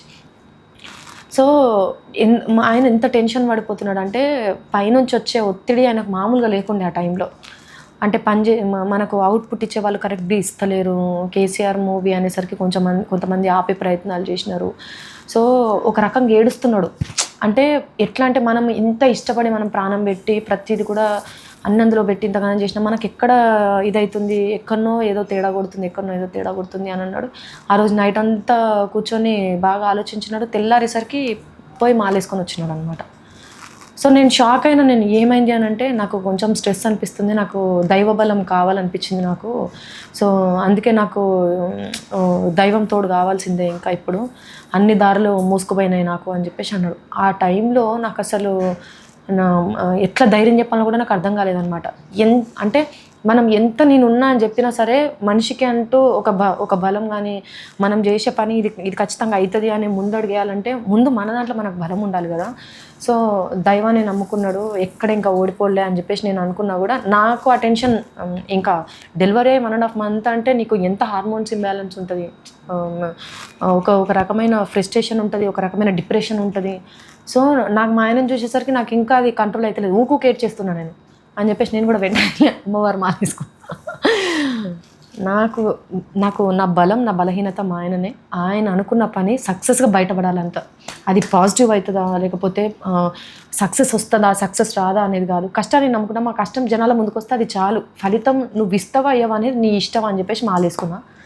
సో మాకు ఆ టైంలో మాకు ప్రూవ్ అయింది భగవంతుడు మాతో ఉన్నాడు అని చెప్పి. So much thank you so much చదివిన. అంటే ఎప్పుడు ఆ భగవంతుడు మీ ఇద్దరికి మీరు చేసే పనులకి అండగా ఉండి సో హ్యాపీగా ఉంచాలని చెప్పేసి చాలా మంది అన్నారు చందు. అంటే పాపనేసుకొని తిరుగుతుంటే కూడా అంత షో అవసరమా, బిడ్డను తీసుకొని అట్లా బయటికి రావడం అవసరమా, అంటే పుట్టిన బిడ్డను కూడా దీని గురించి వాడుకుంటున్నారా, అట్లా ఇట్లా అని చాలా మంది అన్నారు. సెంటిమెంట్గా చేసుకుందాం అనుకుంటున్నారా అని. అంటే మా పరిస్థితి ఎట్లయిపోయిందంటే మా ఇంట్లో మా అత్తయ్య ఉన్నారు, ఆల్రెడీ మా ఇంట్లో ఒక బేబీ ఉంది, మా నక్షత్ర మా మరిది వాళ్ళ కూతురు, అది కూడా చిన్న పాపనే. అప్పుడప్పుడు అల్లరి స్టార్ట్ అయిపోయింది. సో ఫీడింగ్ మీద ఉంది నా పాప. దాన్ని ఇంటి దగ్గర పెట్టి ఫార్ములా ఇచ్చేలాగా నేను లేను. ఎందుకంటే నేను ఎంత నేను ఆయనకి పనిలో హెల్ప్ చేద్దాము అని అనుకున్నా కూడా నా బిడ్డకు తల్లిగా నా ఆలోచనలు నాకు ఉంటాయి. నా బిడ్డకు నేను పాలించుకోవాలి, నా బిడ్డతో నేనే ఉండాలి, నా బిడ్డకి ఈ మూమెంట్లో నేను దాన్ని వదిలిపెట్టొద్దు, ఏడుస్తుంది, అట్లాంటివి ఒక మదర్గా నాకు కూడా ఉంటాయి కదా. సో ఒక తల్లిగా నా బాధ్యత నేను నెరవేర్చాలనుకున్నా. ఎట్ ద సేమ్ టైం నా భర్త కూడా నేను తోడు ఉండాలనుకున్నా. దాన్ని పట్టుకొని తిరుగుతుంటే చాలామంది కూడా అట్లనే అన్నారు. సో అన్నవాళ్ళు ఓకేలే అంటారు, అనేవాళ్ళు ఏమున్నది, చూసిన 2 కళ్ళతో ఎన్నో మాట్లాడతారు. కానీ మనకి వెనకాల ఎవరు చూసుకోవడానికి ఉన్నారు? ఒక కేర్ టేకర్ను పెట్టి నా బేబీని చూసుకొని ఇంకొకరి చేతిలో పెట్టడానికి అంత ధైర్యం జరిపోలే. ఎందుకంటే నేను ఆ బిడ్డ గురించి నేను ఎన్ని కలలు కన్నానో నాకే తెలుస్తుంది. కడుపులో ఉన్నప్పుడు దాంతో నేను ఎన్ని మాట్లాడుకున్నానో నాకే తెలుస్తుంది. సో నేను నీకు మాట ఇచ్చినా నేను ఇంకొకరి చేతిలో నేను పెట్టను, నేను జాగ్రత్తగా చూసుకుంటాను, చాలా 100% మా అమ్మ మా నాన్న నన్ను బాగా చూసుకుంటాను అనే ధైర్యంతోనే నువ్వు ఈ భూమి మీద అడుగుపెట్టు అని చెప్పి నేను 100 సార్లు చెప్పున్నాను నేను నా బిడ్డకి. అట్లాంటిది పుట్టంగానే 4 రోజులకే వేరే వాళ్ళ చేతిలో పెట్టి నువ్వు చూసుకోని నేను ఎట్లా చెప్పగలుగుతా? 3 months వరకు ఎవరి చేతిలోకి వేయలేదు నేను నా బిడ్డని పుట్టినాక. సూపర్. సో నైట్ అయినా డే అయినా మొత్తం నా బిడ్డని నేనే పట్టుకొని నేనే తిరుగుతాను. నా బిడ్డ కూడా కష్టంలో ఉన్నది అని ఫ్యూచర్లో నేను దానికి చాలా ప్రౌడ్గా చెప్పుకోవాలి అని అనుకున్నా. ఎవరైనా మాట్లాడుకొని తీయని అనుకున్నా. సో ఇక్కడ ఏమవుతుందంటే నువ్వు ఒకరి మాటలను నువ్వు పట్టుకున్నావు అంటే పర్సనల్ లైఫ్లో కానీ కెరియర్ లైఫ్లో కానీ ఒక మనిషి లో అయిపోతావు. ఏ పని నువ్వు చేయలేవు. నేను ఇంకా నా కెరియర్ ఇక్కడికే అయిపోయింది అనే మైండ్ సెట్ వచ్చేస్తుంది నీకు. సో నువ్వు ఎంత స్కిప్ చేసినా, నువ్వు ఎంత నేను కామెంట్ చూడను అని నువ్వు కామెంట్స్ ఆఫ్ చేసుకున్నా, ఎక్కడి నుంచో ఒక దగ్గర నుంచి ఖచ్చితంగా అవతలోడు నీ గురించి మాట్లాడే కామెంట్ నీకు కనబడుతుంది. కనబడ్డప్పుడు ఓకేలే లైట్ తీసుకో నీకు నువ్వు అనుకునే అంత మెచ్యూరిటీ నీకు రావాలి తప్ప నేను చూడను, నేను కళ్ళు మూసుకుంటా అని నువ్వు అట్లనే కళ్ళు మూసుకుంటే నువ్వు మూసుకున్న రోజులు వాళ్ళు అంటనే ఉంటారు. అది అనుకున్నాను నేను. Done. Thank you so much వదిన. చాలా విషయాలు అంటే నాకు లైఫ్ గురించి, లవ్ గురించి, ఫ్రెండ్స్ గురించి చాలా విషయాలు ఎక్కడో చాట ఇప్పుడు నాకు కానీ లేకపోతే ఈ పోడ్కాస్ట్ చూసిన వాళ్ళకి కానీ ఎక్కడో చోట చిన్న ఒక అవగాహన అనేది నీ వల్ల నేను ఈరోజు కొంచెం తెప్పించాను. అది కాకుండా ఇప్పుడు వెంటనే ఇప్పుడు నేను అన్నకు కాల్ చేస్తాను, అన్న మహాప్రస్థానం స్టోరీ బాగుందని. సో వాట్ ఎవర్ ఎనీవే, ఎప్పుడు కూడా మీరు మంచిగా సినిమాలు చేసుకుంటూ ఇంకా ఇంకా ఇంకా బిజీ ఆర్టిస్ట్ అవ్వాలి, ఇంకా మంచి మంచి కాన్సెప్ట్స్ మంచి మంచి సినిమాలతో మమ్మల్ని ఎంటర్టైన్ చేయాలని చెప్పేసి అసలు మరిదిగా నేను కోరుకుంటున్నాను. థ్యాంక్ యూ సో మచ్ వదిన. సో నేను అడగగానే వచ్చి నీ టైం ఇంత కేటాయించినందుకు అసలు నాకు ఒక ఇంటర్వ్యూ చేస్తున్న ఫీలింగే లేదనమాట. యాక్చువల్లీ నా మరిదివి నువ్వు కాబట్టి నేను చెప్పే దీంట్లో ఒక్కటైనా సరే నీకు నీ లైఫ్ కెరియర్లో నీకు ఉపయోగపడితే అంతకు మించి నాకు ఇంకేం ఉండదు. Thank you. అంటే ఆబ్వియస్లీ మనం ఎదుటి మనిషికి ఎంటర్ లైఫ్లో మన పక్కన ఉన్నారు కదా, వీళ్ళకి మనం ఏదైనా మంచి చేద్దాము అని మంచి చెప్పడం కూడా ఇవాళ రోజుల్లో కష్టమైపోయింది. ఎందుకంటే మనం ఒకటి మాట్లాడితే ఇంకొకటి అర్థం చేసుకుంటారు. పెద్ద పెద్ద యుద్ధాలు కూడా కూర్చొని మాట్లాడుకుంటే ఆగిపోతాయి అని అంటారు, కానీ ఇవాళున్న జనాలకు ఓపిక ఏంటంటే కూర్చొని మాట్లాడుకునేంత ఓపిక లేదు. ఒపీనియన్ ఏదైనా షేర్ చేసుకునేంత టైం కూడా ఎవరికీ ఉండదు. అందుకే అపార్థాలు ఎక్కువ పెరిగి బంధాలన్నీ దూరం అయిపోతున్నాయి అన్నమాట. సో నా మాట నీకు ఏ రకంగా నీకు హెల్ప్ అయ్యో బలేదాని వదిన. దాని ఎనీవే, సో చూసారు కదా ఈరోజు మన జోర్దార్ సుజాత గారితో ఎమోషనల్గా చాలా వరకు మాట్లాడాము. ఆవిడ లవ్ స్టోరీ కానీ అండ్ ఫ్యామిలీ విషయాలు కానీ ఫ్రెండ్షిప్ గురించి కానీ లవ్ కానీ టైం వీటన్నిటి గురించి కూడా ఎంత చక్కగా మాట్లాడారు. అండ్ మీకు ఖచ్చితంగా నచ్చింది అనుకుంటున్నాను. సో ఖచ్చితంగా నచ్చితే ప్లీజ్ సబ్స్క్రైబ్, కామెంట్ చేయండి. మరో పోడ్కాస్ట్ వీడియోతో నేను మళ్ళీ మీ ముందుకు వచ్చేస్తాను. అప్పటి వరకు ప్లీజ్ వాచింగ్. జై హింద్.